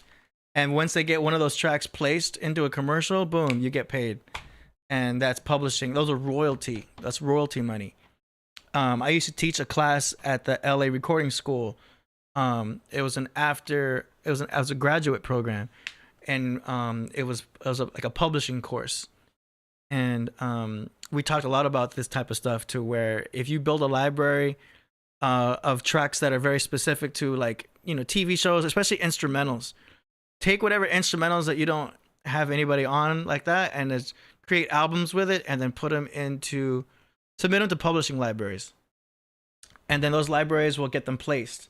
If you have a contract with them, they'll make money and you'll make money. But it's a really good way to get your songs out and to make some cash. You'd be surprised how much money can be made just getting your songs placed, like one in a commercial, one in a video game. Ooh, you get your song in a video game. Like even menu music, people who make tracks for apps. Do you know what I mean? You know how you go to like an app and there's like a menu screen, there's some like dumb music in the background. Those they're very simple. They're very like minimal. Do you know what I mean? They're making money because of the royalties that they get paid. You know, those are all placement deals. You know, and then you get into a major company like one example would be Extreme Music. If you ever heard of Extreme, they're based out of here in Santa Monica as well, but they're a publishing library. And this is a website not for the general public. This is for music supervisors for movies, music supervisors for TV shows. They would all go to a website like this. Like I said, it's not for the general public, but they would go here, and there's just albums and albums of music that is not published. It's meant to be placed into movies. Like here's ones for parties. Here's ones for like The Lawless Life. Here's ones for Martini Lounge. So music supervisors would go here and they would find specifically what they need for their project. You know, professional projects. I'm talking about big movies like Nintendo. The music supervisors for Nintendo would go to a site like this, or Toyota. Do you know what I mean? Big companies, they would go here. The supervisor would find generic music, and then they would play something. And then they can start a library. They can get the full version, ambient version, light version, 30-second versions, and then they're like, okay, let's make a deal. They get that. Boom, the song gets placed. The producer gets money, and it's done. So that is an avenue for you guys out there who are making tracks that, because not every song you do has to go for a rapper. You know what I mean? Sometimes you don't want it to. You know what I mean? So don't be afraid to make instrumentals just to make instrumentals. And get them into albums, get them placed, get them into commercials, make that money, because it's an avenue. It's an avenue to do things with. Whew. Cool, right? Get your paper, as Coach Kandaka says. But yeah, it's one thing I've got going on too with some instrumentals that I have that are not necessarily for an artist to jump on. It's just an instrumental. If you make dubstep, if you make EDM, especially the tracks that you don't publish to the world, we all have those songs that like, yeah, this is okay, but it's not really something I'm going to put in an album to have people see. But you made this track that's just sitting on your hard drive. Those tracks, those are the ones you would put into an album and submit to a music library. And you're like, if it gets placed, it gets placed. Cool. If it doesn't, whatever. But that way, if it gets placed, hey, something happened. Okay, let's keep going. And Ceaseless, like you're making some good tracks here. All right, another one by Ceaseless. This one's called Air It Out, Son.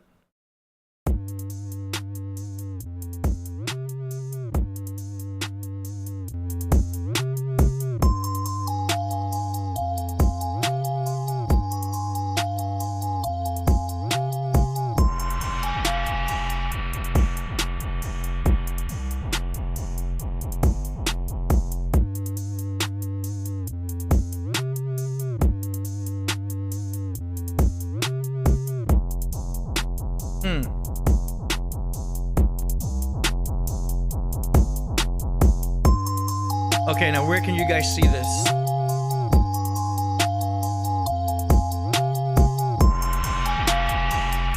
Would this be in a video game? Can you see this on like a handheld video game? You know what I'm saying? Don't always look at every instrumental as a hip hop beat. This could be some video game music. For sure. Sci-fi sound. Got a gong right there.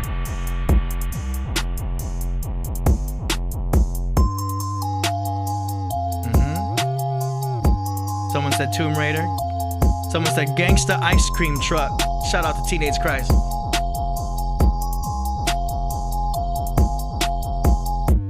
See? Yeah. And this is where you want to think. Like, this could be a menu screen. You know? Another good place to start is go to those video game schools. Go to the places where they're making video games. You got a lot of kids. I don't want to say kids. You got a lot of people making video games as we speak. And they can't just go and get license-free stuff from YouTube. They can't use that. They need to get something original. So if you go up to them and be like, hey, yo, I see you guys are making video games. I have a library of tracks that would be good for your games.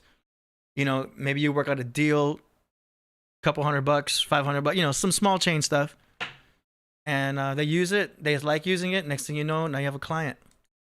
You just build up your clients. Go into the schools and submit your albums for placements. And you remind them that it's unpublished. Like, yo, I got some unpublished tracks. You can use this for your video game stuff. Boom, let's work out a deal. And just, boom, make deals like that. Then you really be a sound daddy because you're like, you know, what you need. You're pimping out your sounds. You're pimping out your songs. You know what I'm saying? Okay, so that was cool. That could be a video game right there, Ceaseless. Ceaseless submitted another one. Another one. This one's called Juro No.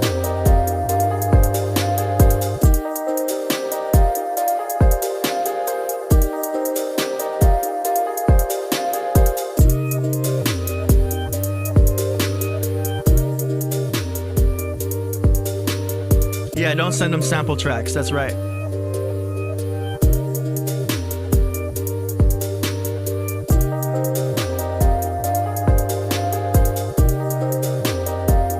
That's right.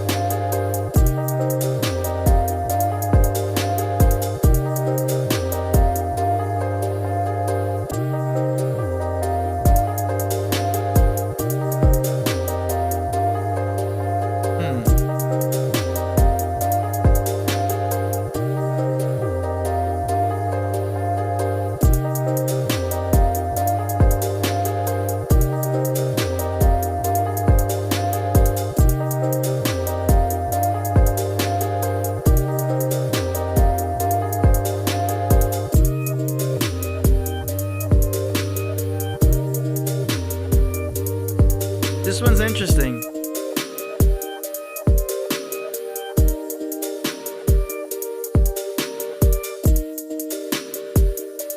Right there. That sample.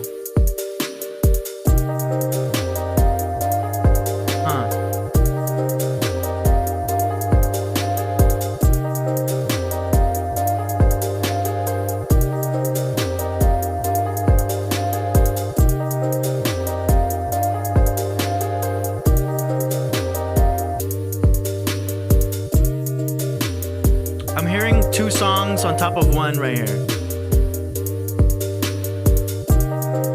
This sample's trying to do something with like a melody, and then I hear something else on top of that that's doing something else.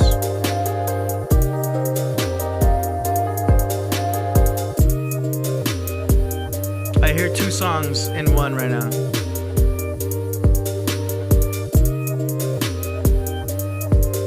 Get the bass. Boom.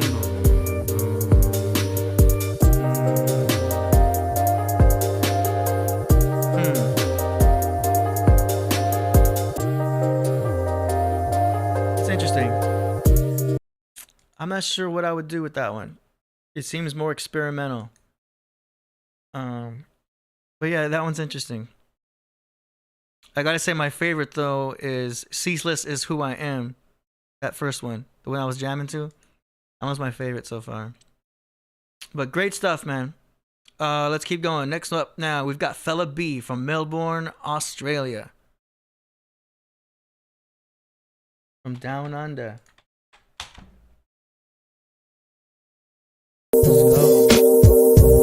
Mirror Image. Hold on, let me set it up. It's called Mirror Image Plaza Attack. Here we go.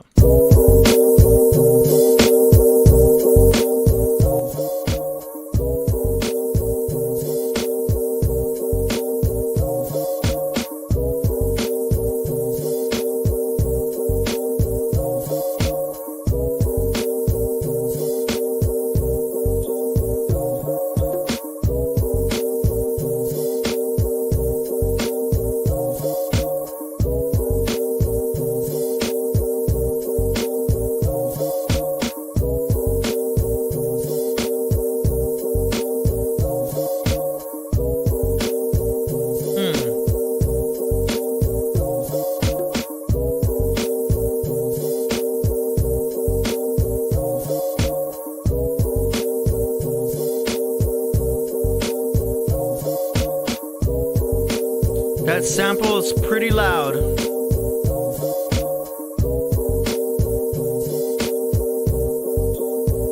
It should stop and let the bass ride out with the drums a little bit.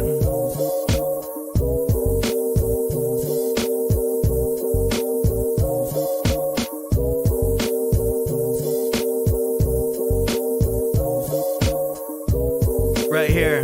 It should just be bass and drums right here. 3, 4. Ooh, you did it. You did it. That's what I wanted to hear.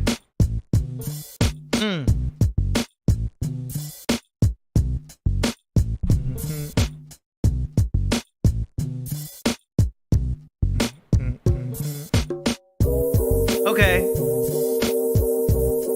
I still would lower that sample down and let those drums shine.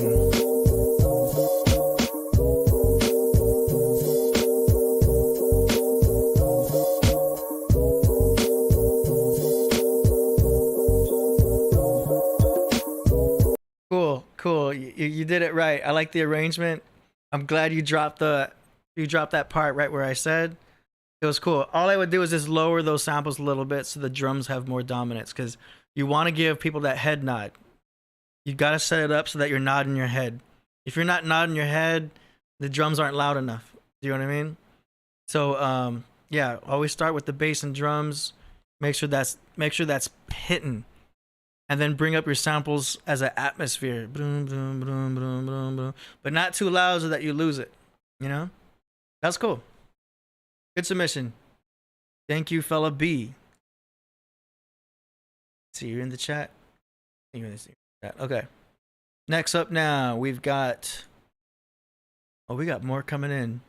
I see you, Cover Boy. We're gonna get to you. Okay, next now, we got NB4X featuring KOD from the Netherlands. Name of the song is called Soul Seekers. He says, it's a song to listen when you're on shrooms. So damn mellow. Enjoy. Made it with my woman. Some female energy on the show. All right.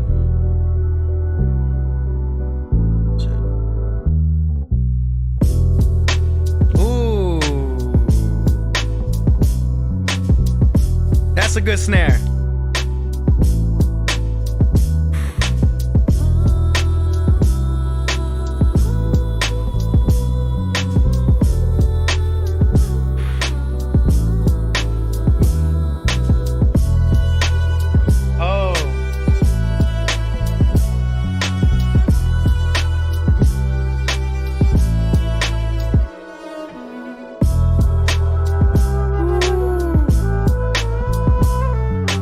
Priest might want this one.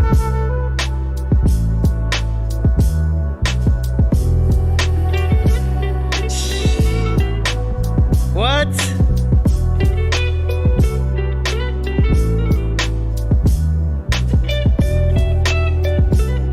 This is sexy.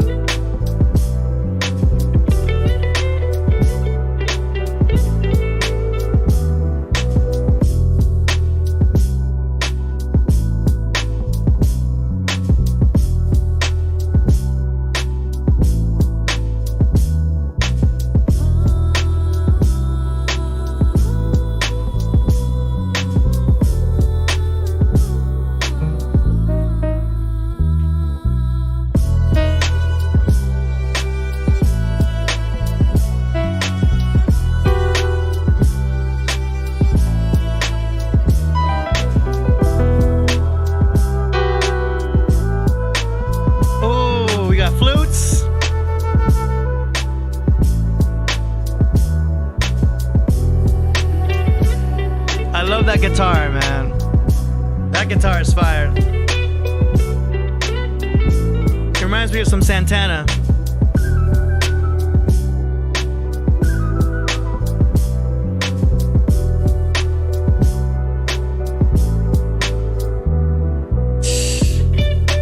I don't want to play anything and ruin it because it's already done.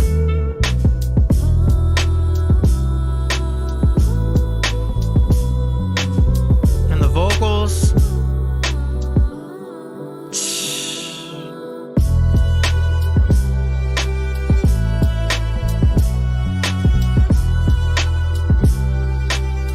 Good quality.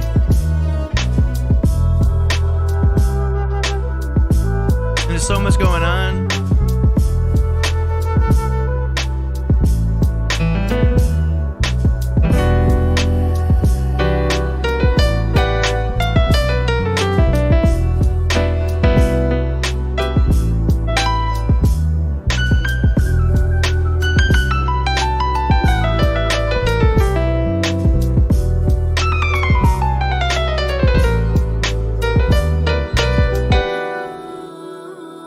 It doesn't even need any of my piano though. It's good, man. It's crisp. The vocals, that can't be a sample. I feel like you brought in a vocalist for that specifically. Clean. It's called Soul Seekers. That was great. That was great. I was tempted to play along, but like you already had everything covered in there. That was smooth. Man, I just played that one all the way through. That was cool, man. Yo, shout out to NB4X featuring KOD. That was great. That was great. In these submissions, I put an area called notes, and feel free to put in like either your Instagram or if you want people to contact you. You guys deserve more promotion out there. So like when you guys submit your tracks in the notes box, put in whatever you're trying to promote, your Instagram, your YouTube, your website. If you guys should all have websites. And you don't necessarily need to build a website. What I like to do nowadays, like what I'm doing for my new site, is you get a domain for like $13 and have it point to your link tree. Your link tree will have all whatever you got going on, your Instagram, your LinkedIn, your a link to your YouTube, a link to a project, your clothing line, your big cartel, if you know what that is, your merchandise, whatever you got going on, like your social media. It's all about a link tree nowadays. You don't even need to have your own website unless you really want to get fancy with it. You can go to Wix.com and build a website. Cool. But if you're not into building websites yet, you can just get a domain and then point it to your link tree, which you can get for free. That's a really good way to give everybody all of your stuff all at once. So that's just a heads up for you guys if you want to get .coms or even just a link to the link tree, because I would post that up. But yeah, all of you guys deserve a lot of more promotion because this is great. There's people in the chat room already asking who the hell was that. So yeah, NB4X featuring KOD. Great stuff today, yo. Great stuff. I think Priest would like that one. I should probably show him that. All right, let's go. So we got more submissions coming on in here. This next one is by Teenage Christ. You guys see him in the chat room. Yeah, all love, Adam G. I see you. Okay, Teenage Christ. He said he's from Jerusalem. And the name of the song is Genesis. Does that mean the genetics of ISIS? My revelations. Ooh. Okay, let's go. Genesis. My revelations will soon come to pass. It's that preseason draft day. Stop playing with my father. We so close to the last day. The kingdom of God's at hand today. Watch me rebuke these devils while they play on your sanity. Yo, I turn my life around for God like vanity. The wicked can't stand me. False teachers take from the Bible like Marvel did Stanley. Yo, the meek shall inherit the earth. I'm on Wall Street. The end is coming. Run and get these devils up off me. People need to wake up. Y'all need some spiritual coffee. The wages of sin is death. Y'all better ask somebody. Who does it sound like, yo? You an Ashkenazi.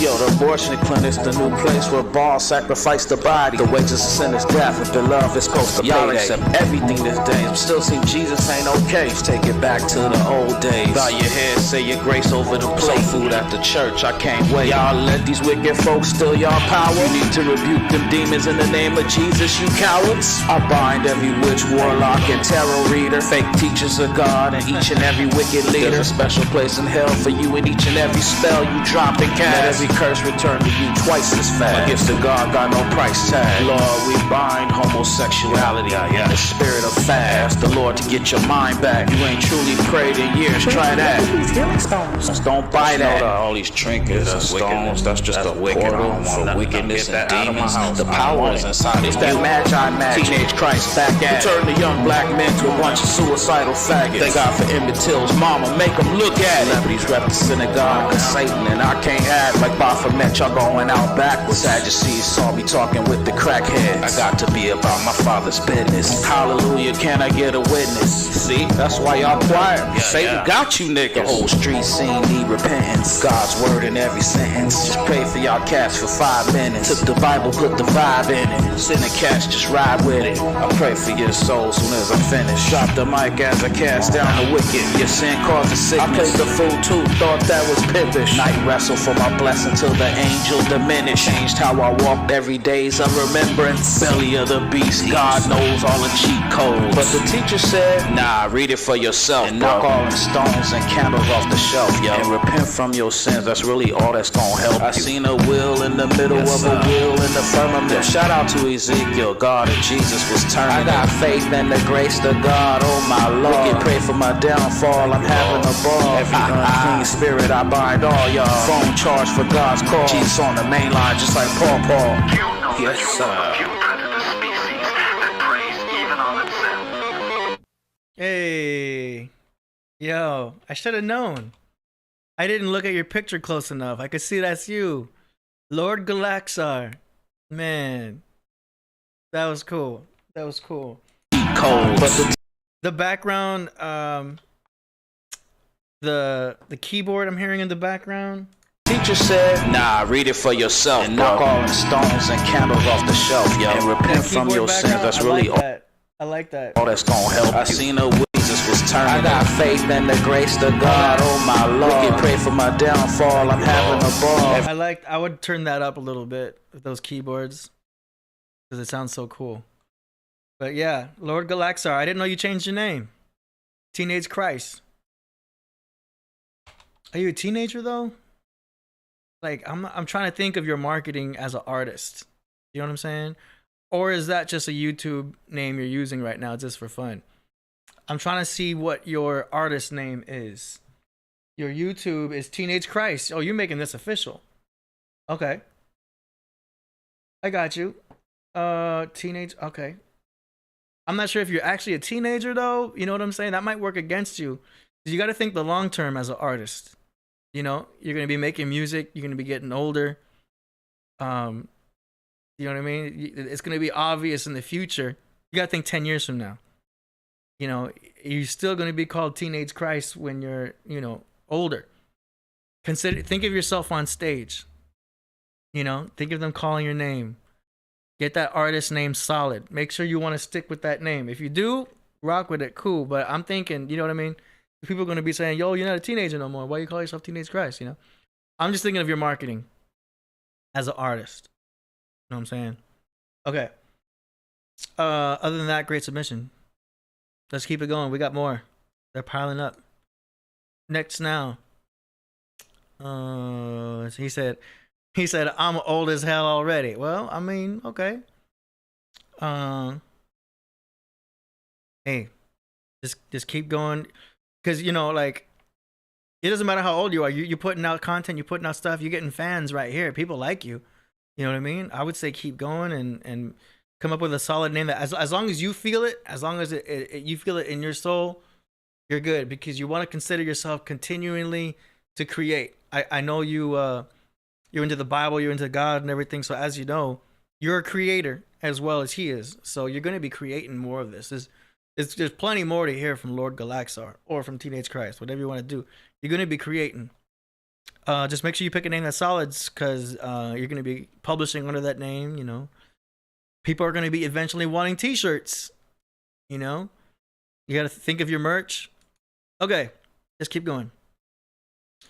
Next, we got an artist named Secret Society. He spelled it with a CK. Secret Society. He's from Chicago. Track is called Beam Me Up. Here we go. Traders will live. The desert takes the wheat. Make me to your leader. Beam me up. Make me to your leader. Beam me up. Make me to your leader. Beam me up. Take me to ya. I'm like an ancient alien, space age survivor, interstellar, cosmic space explorer, time traveler, blunt rolled, wormhole unraveler. I have crash landed upon a hijacked alien planet. Electromagnetic wave attraction. Witchcraft is witchcraft. World of Warcraft. Leaning Tower of Babel, manhandled mine drone. Warship to warship, it was warped and shit.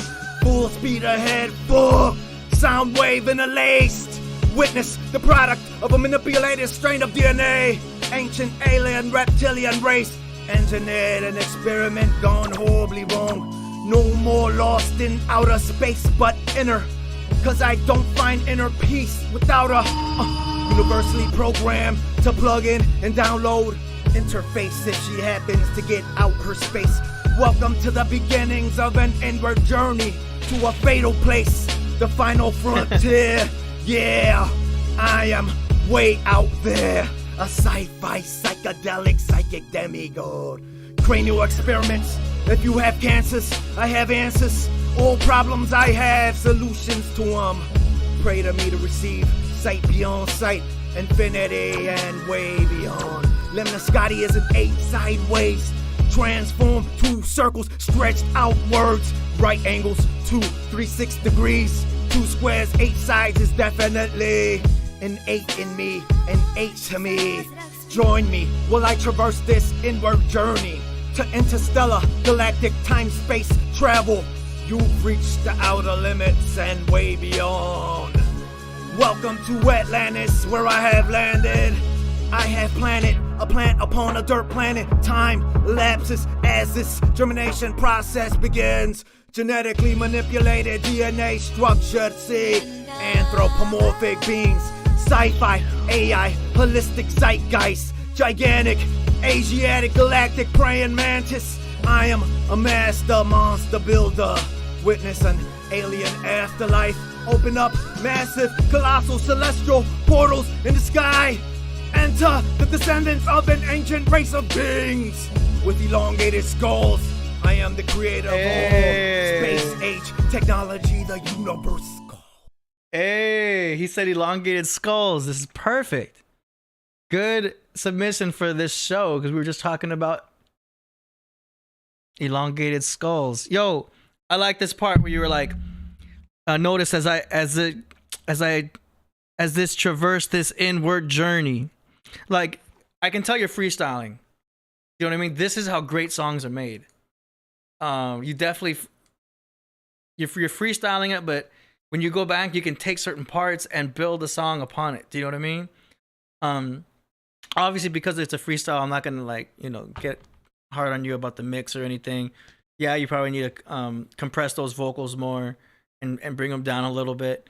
But yeah, it's a freestyle. But like you could make a really sick song from what you have right there. If you go back, take certain parts, link it up, reword a few things maybe. Yo, you got something on you right there. That's dope. That's dope. It sounded really cool. As I traverse this inward journey, like you're on the right track. I like that sound. I like it rugged. You know what I mean? That's dope. That's dope. Okay. Let's keep going. Mark Anthony says, I can dig it. And that you're getting some fires in there. It's cool. Yeah, build on that. Build on that. Okay. Okay, got you.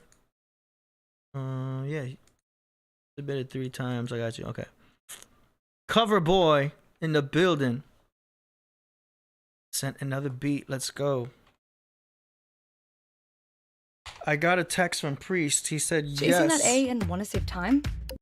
Commercials, yeah. What do you say yes to? Okay, he wants to join. Okay, join now. We doing the music. Okay, so Priest might be joining us, y'all. Cool. All right, until he gets here, we're gonna play this cover boy track, and it is track 4. This is track 4 off of Pretty Boy Entra Acte, music number 7. Boom. Here we go. Cover boy.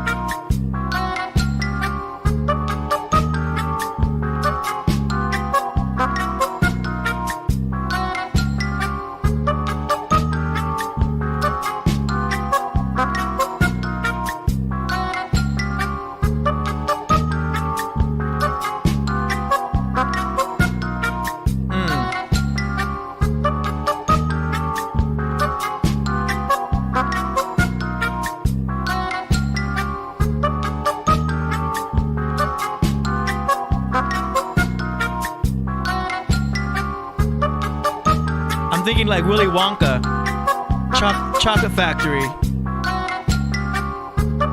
because it sounds like candy.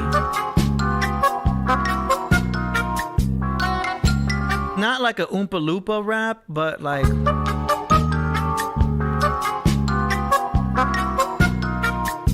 I could hear somebody rugged doing something on top of that, like for contrast, you know, like almost like a happy silly beat, but the rapper's like wild aggressive on it. You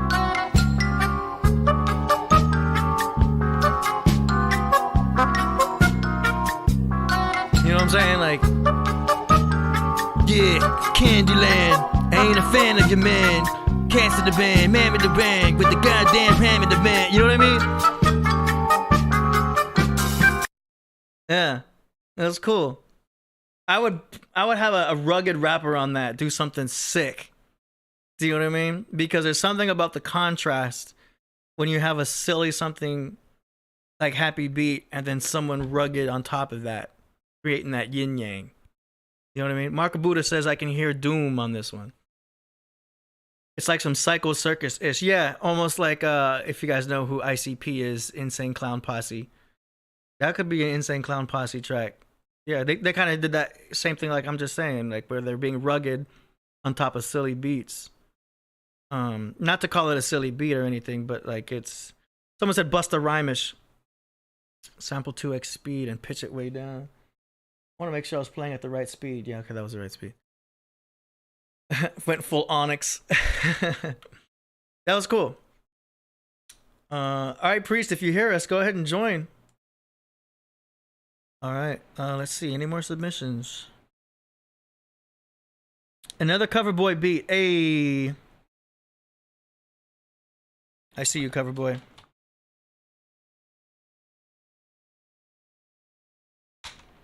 Voltage, you know ICP. Yeah, they used to open for my homeboys, Cottonmouth Kings. They were all in the same camp for a minute. Okay.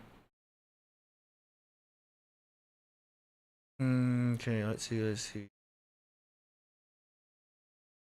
All right, this one's from Coverboy. It is the third song called Ink Link 03.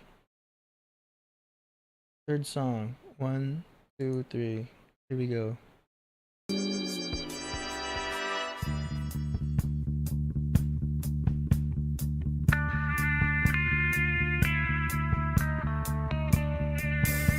.007.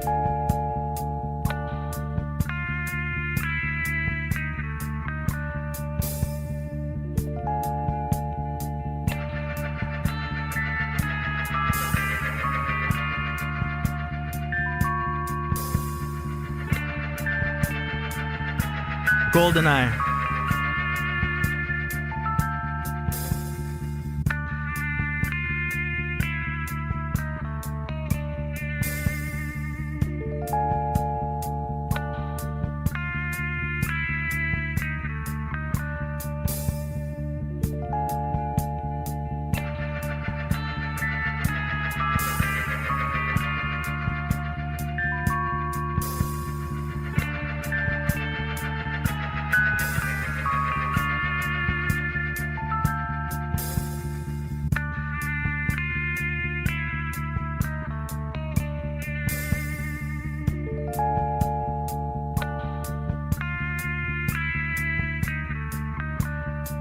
Espionage. I see it.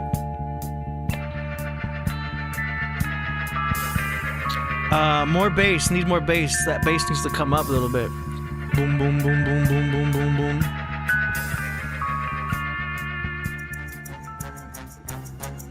Okay, hold on. Oh, you got something here.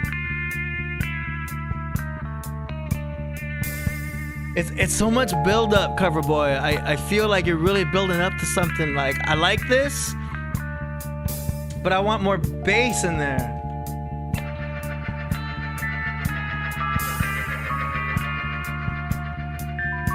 Drum kit.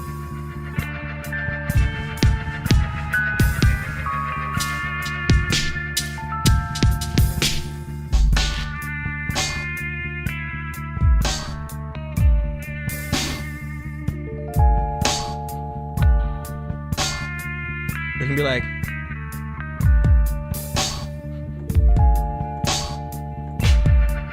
know what I'm saying?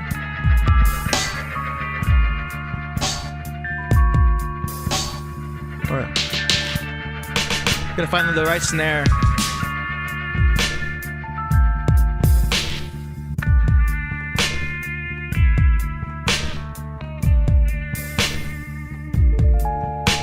I'm not saying it needs that. I'm just feeling like it's building up with something. Boom, boom, boom. And I like the bass in there. Boom, boom, boom, boom, boom, boom, boom, boom. I think at the very least it would need more bass, maybe more of the bass guitar. I know, right?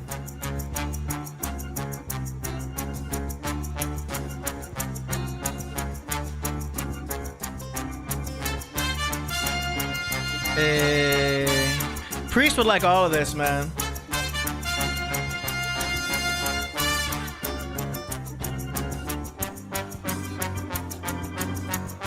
Oh yeah, that's a storyteller right there.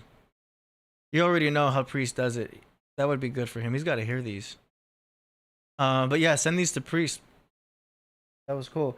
I was feeling that espionage though. That guitar is dope.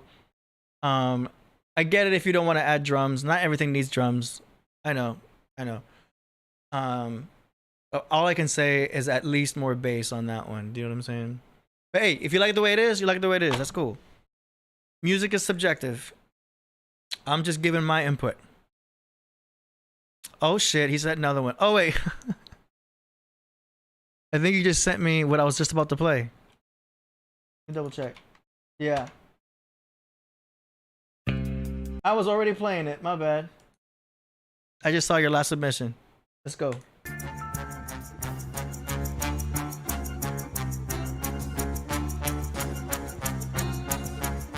Someone said Pink Panther. Right truth.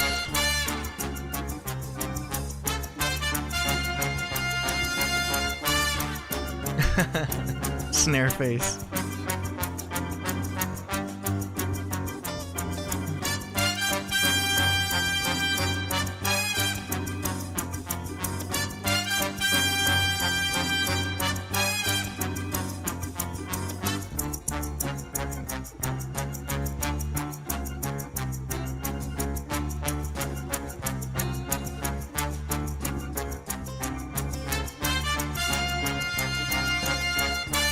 Where do you get these trumpet sounds? These gotta be samples, right?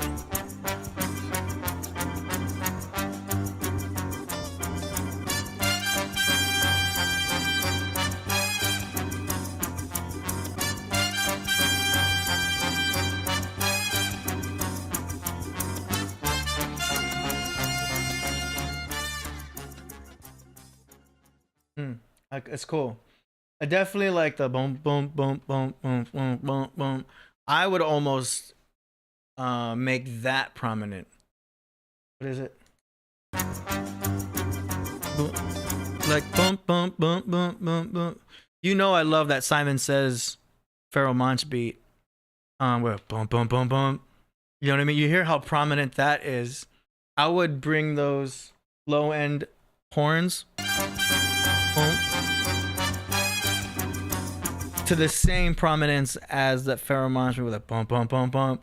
I would make those just as loud and be really careful with high-pitched trumpets. You know what I mean? I would kind of bring them a little lower, but I would bring more prominence to that low end to give room for the rapper. Damn it, Mojito. Don't play the keyboard right now. Sorry. Now he's messing everything up. He wants to play the piano. All right. Where was he? Whoops. Yeah. Okay. Let's see. Any more submissions?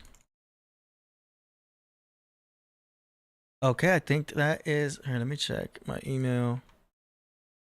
Come on, Priest. You said you was gonna join. Oh. I think I see one more submission coming in. Could be another cover boy. Let me see. I think that's it. Very cool stuff. Let me give Coverboy a shout out too. Go to Coverboy's channel and subscribe. Check them out. Definitely like the stuff. You're definitely taking us back in time with your beats, Coverboy. And we really like that album you did with Priest. Cause man, that came out of nowhere when Priest was doing that. Yeah, with the Fantastic Superman. That was so cool. Range, we are haunted. Blood stains, floods, and rains. We like the cartilage. So for those who don't know at home, Coverboy did an album with Killah Priest called The Three Fantastic Supermen. It's out. You can get it on YouTube. It's an EP. Notice how he put it in here with Epics EP. I helped him put this cover together. That he chose the picture. I just kind of added the effects. And yeah, it's a great album. Batman, him and Robin just came from a club getting. So y'all can check that out. And there's obviously some videos connected to it. Shout out to none other than, you already know. Legend. How come we don't have it up here? Hold up. They didn't put it up there.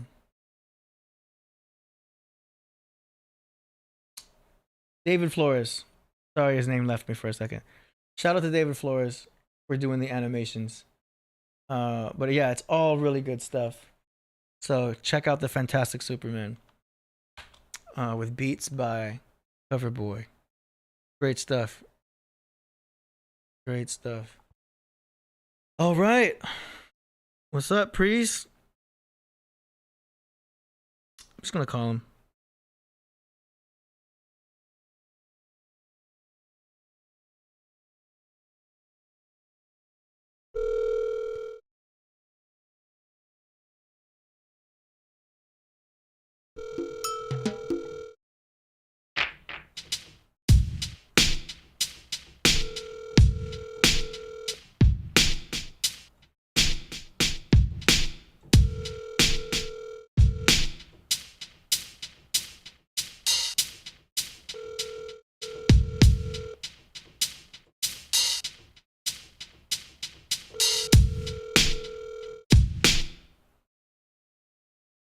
He's not answering. Obviously. Well, we called. He said yes. I said, "Do you want to join?" He said yes. He's on the Zoom. Here's what it is. Guess we'll give it another 5 minutes. Say hi. Say hi to the people. You know you're on right here.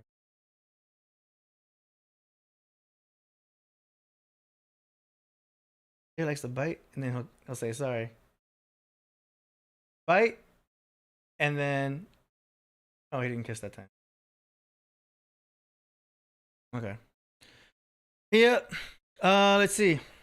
Anything else? I guess we'll wrap the show off. If he doesn't call in the next 5 minutes, we'll just wrap it up.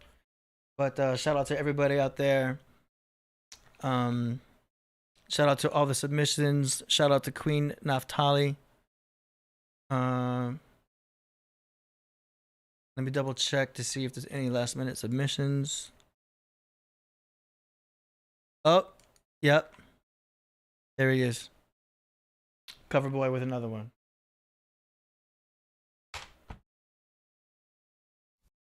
I knew he had another one. Track 2. Okay, here we go. It is track 2. Here we go, and it's this. It's from Derivative Sign. Oh yeah, we know this one.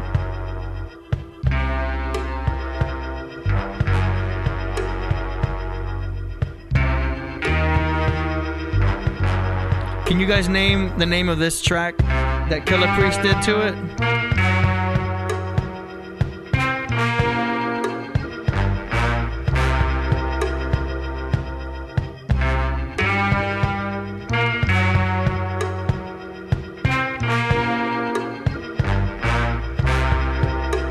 Oh yeah, Voltage, I got you. My bad.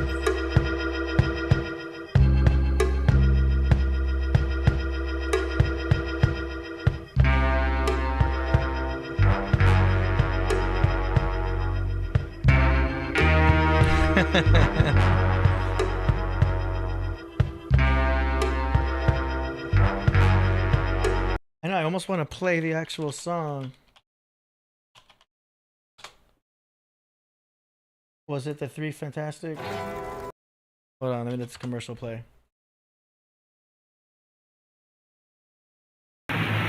Which can all dressed like George Clinton in the Parliament.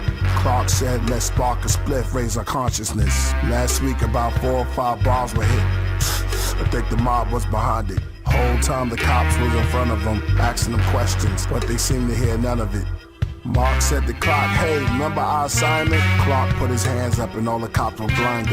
Then all 3 walked to the middle of the street. Their jesters lift up jeeps, blew the top off of water hydrants. Our power is back, we are the tyrants. Arthur made a clap, all the sirens were silenced. We are the supermen, the hygienes of science. Born in the nucleus, rise to the giants. Art and Clark took off through space. Mark ran through the streets, running through buildings. This villain won't be safe. Through the air they gave chase, like lightning bolts coming with silver capes. The 28 bronze men, monks wearing orange. They came with their warrant, face look haunted, play the organ. The night looks gray and haunted. The monks burn sage while crawling. The grave is calling. The Superman shot rays at all of them. After death blazed their coffin. Vampire monks, they've been dead for months. Disease spread like the mumps. Clock stopped the plane, Mark stopped the train. All barehanded art did the unexplained. After the death of the demonic Dalai Lama reign. Here comes Batman. Him and Robin just came from a club getting a lap dance. Two supermen surround them doing CAT scans. Robin said, jumping Jesus, we on the same team, what are you guys doing? Carl said, move in, start shooting. In their mind, the hero wars were brewing. The Hall of Justice reviewing. The Pioneer Pantheon revolutions. The periodic table movement. The Renaissance Requiem rapping and renewing. Super Friends start reproducing. The resurrection and the execution. Storytelling, I'm the best till the death of music. Fire. Straight fire. That was a great beat. It was... Priest killed it. So good. Fires all the way up. Great job, cover boy. All right. Next up now, we got the one and only Voltage Controller, aka Ghetto Gandalf. Y'all ready? Y'all ready for this? Heliocentric flare gun. Nice. Here we go.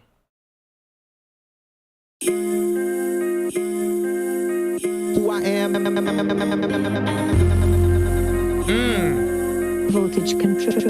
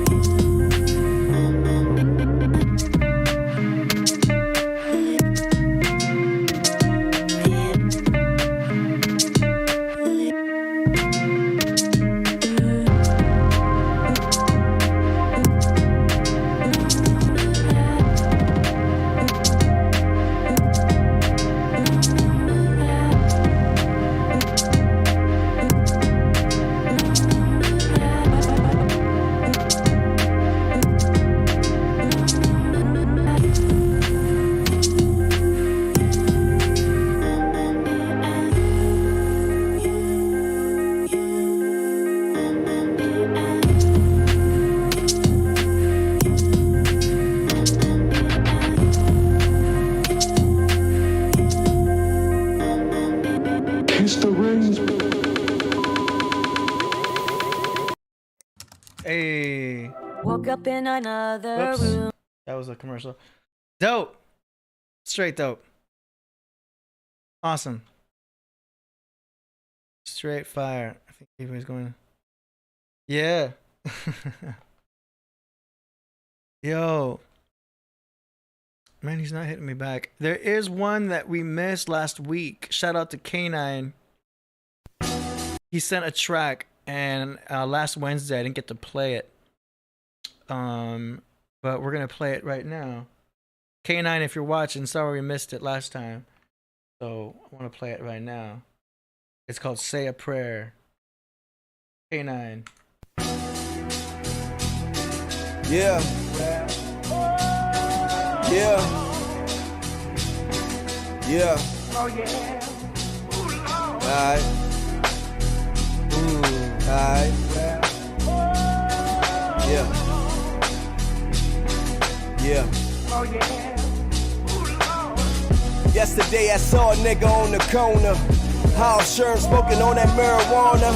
Had that look in his eyes like, goddamn. Then he said, young man, can you lend a helping hand? Shit, I was thinking of what type of man he used to be, and if I didn't help him, what would karma do to me? He shook his head and said, I see a lot of you in me. You think I'm going buy some drugs, you can tell the truth to me. Shit, then we sat and had to stare off.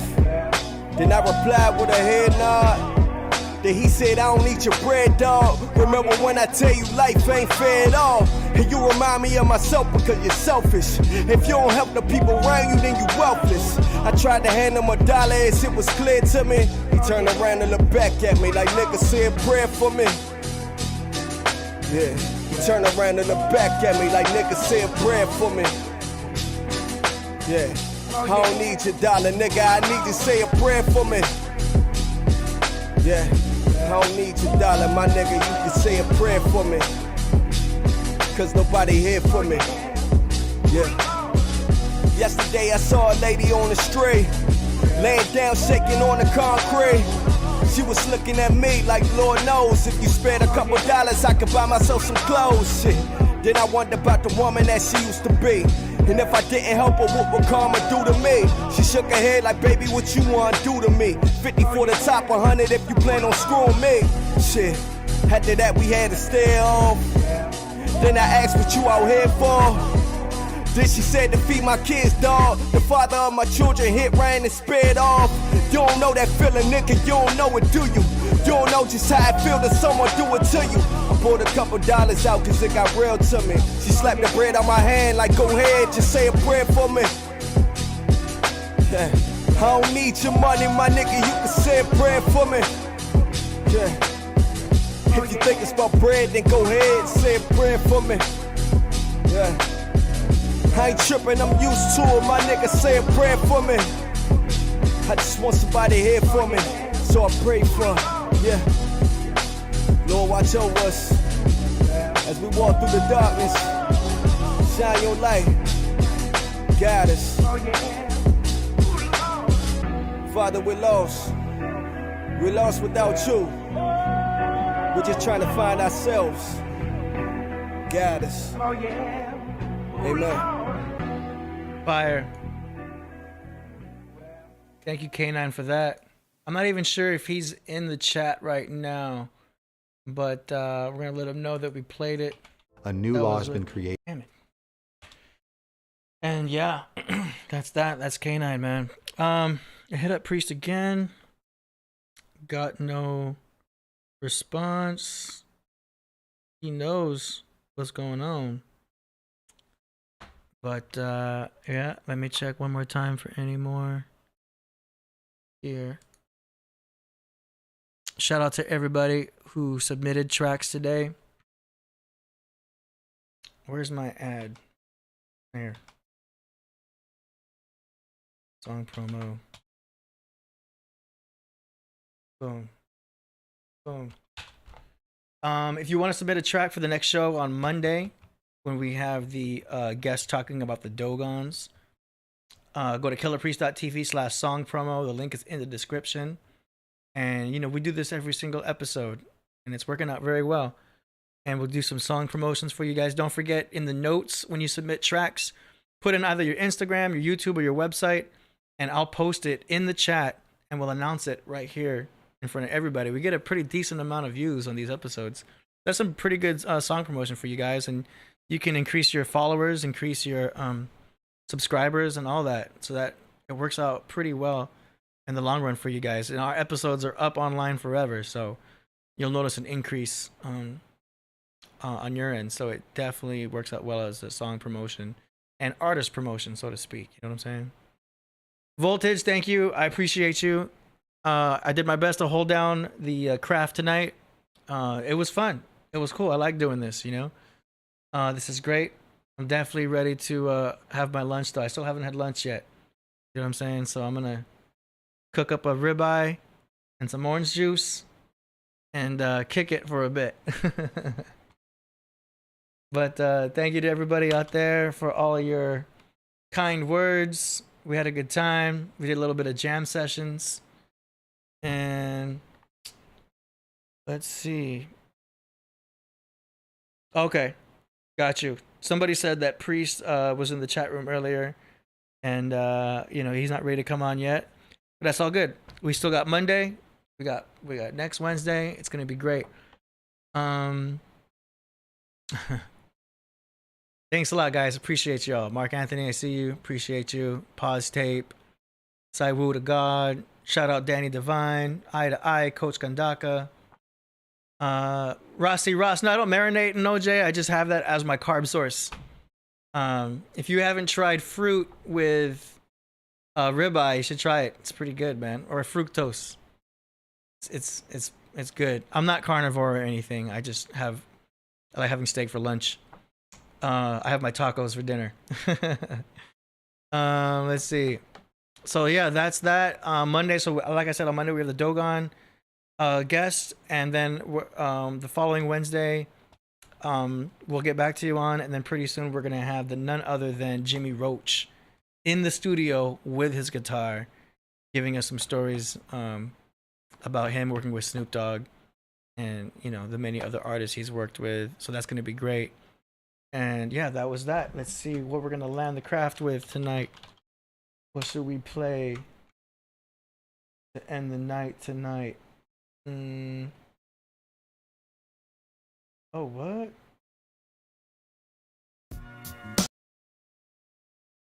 Oh, wow. Yo, so we're gonna end the night playing a live show from Back to Basics, the hip hop event in Orange County, featuring Priest live. This will be a good treat. This will be great. Yeah, hold on. Let me see if I can play the outro right on the intro, and then it's gonna go right into Priest perfectly. Okay, so that's that. Get ready for this outro. Prepare to watch this Back to Basics hip hop event live show. Thank you to everybody. Ghost, I am not Mexican. I'm Colombian and Mexican. I tell the girls I'm Colombian so they think I have coke. I had to do my own laugh track for that one. But yeah, thanks so much. Shout out to Ceaseless. Great music. Thank you, Abel. I see you. Aurora Borealis. Thank you. Shout out to everybody. Ghost Busted. Yeah, that's a good name. DJ Vulture. Black Metal. Some ginger butter sauce. Ooh, that's good. You fancy with it. Coach is laughing. Thank you so much, guys. We'll see you on Monday. Have an amazing weekend. Peace. Let's go. Woo!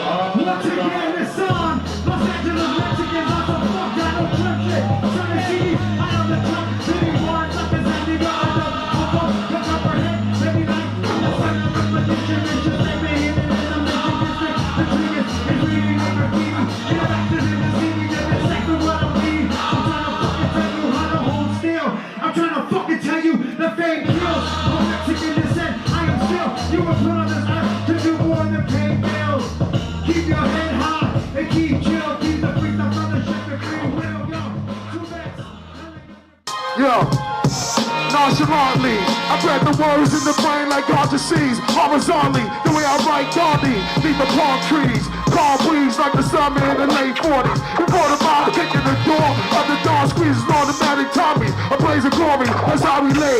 A lampshade, deep elegant prey. Screams out the fade, cut in the story. Yo, next one opens up soda cups. Bottle of Grey Goose in the room full of Applejack, hot ace juice. San Remo Les Bruce tapping the floor. Lit cigar, Bruce got my pops and up, kept to the jaw. He said, where is the chill? Something come from the net.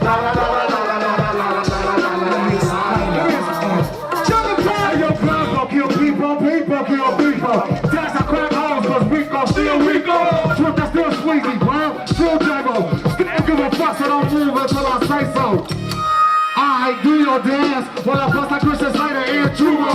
Let's get it up, motherfuckers. Time is ticking in here. I'm on the same shit as Luda, strictly chicken and beer. Off the push, make me fade into oblivion. Deeper than much like amphibian, deep in Meridian. Mississippi, I get busy, tipsy. 410 in the dickies in the space like hoes are so tricky, but I keep the upper hand. Bring sand to the beach and just leave them both sand. The road ran back hard to make them understand. Now I realize that I'm the man.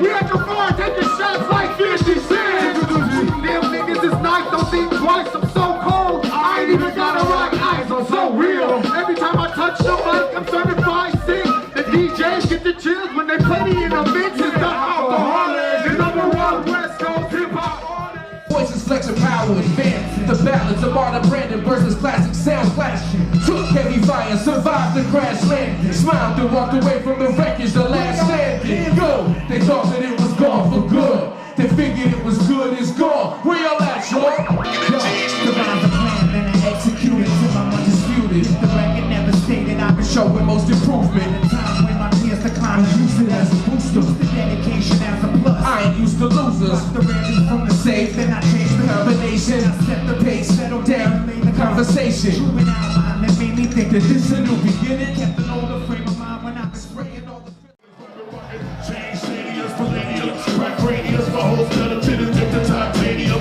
Drop top 10 on 20s. Use the rappers like trash test studies. Stack your real estate and money is funny. Things change overnight when you figure right. I leave the odds like I beat on his first wife. Rearrange the whole pain for my fucking sound. Wouldn't even say your own name when I come around. Stay on top but remain from the underground. To this day, we all in the family. Rearrange the whole game for my fucking sound. Wouldn't even say your own name when I come around. Stay on top but remain from the underground. To this day, and we all in the family.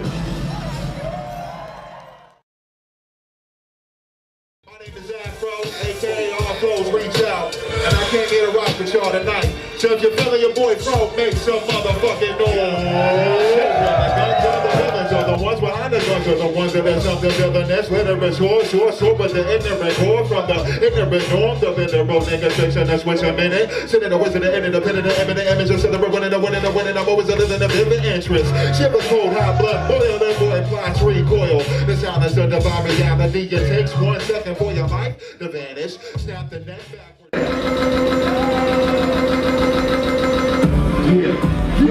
Yeah, I never freestyle for free without charging niggas a fee. And of course, your brain cells decipher with me. I'm the type of MC, the box for the glory. I don't give a fuck if you ignore me or can't call me. Freestyle or written, spitting with infinite ammunition. For anybody trying to know the distance, I promise you no less than 100,000 kilometers. My prime fetch I had you evacuating your continent. I'm barbaric with the alphanumeric. Getting you a lyric to separate your body from your spirit. Check this out! California, listen up, sing along, come on! We pledge allegiance to the hip hop, sing along! We pledge allegiance to the hip hop, we pledge allegiance to the hip hop. That's really hard. And yo, I break it down to the bone crystal. Ill speaking, discussing, getting chicken. Lazy nightmares, West Craven, niggas running. My third eye shit is coming.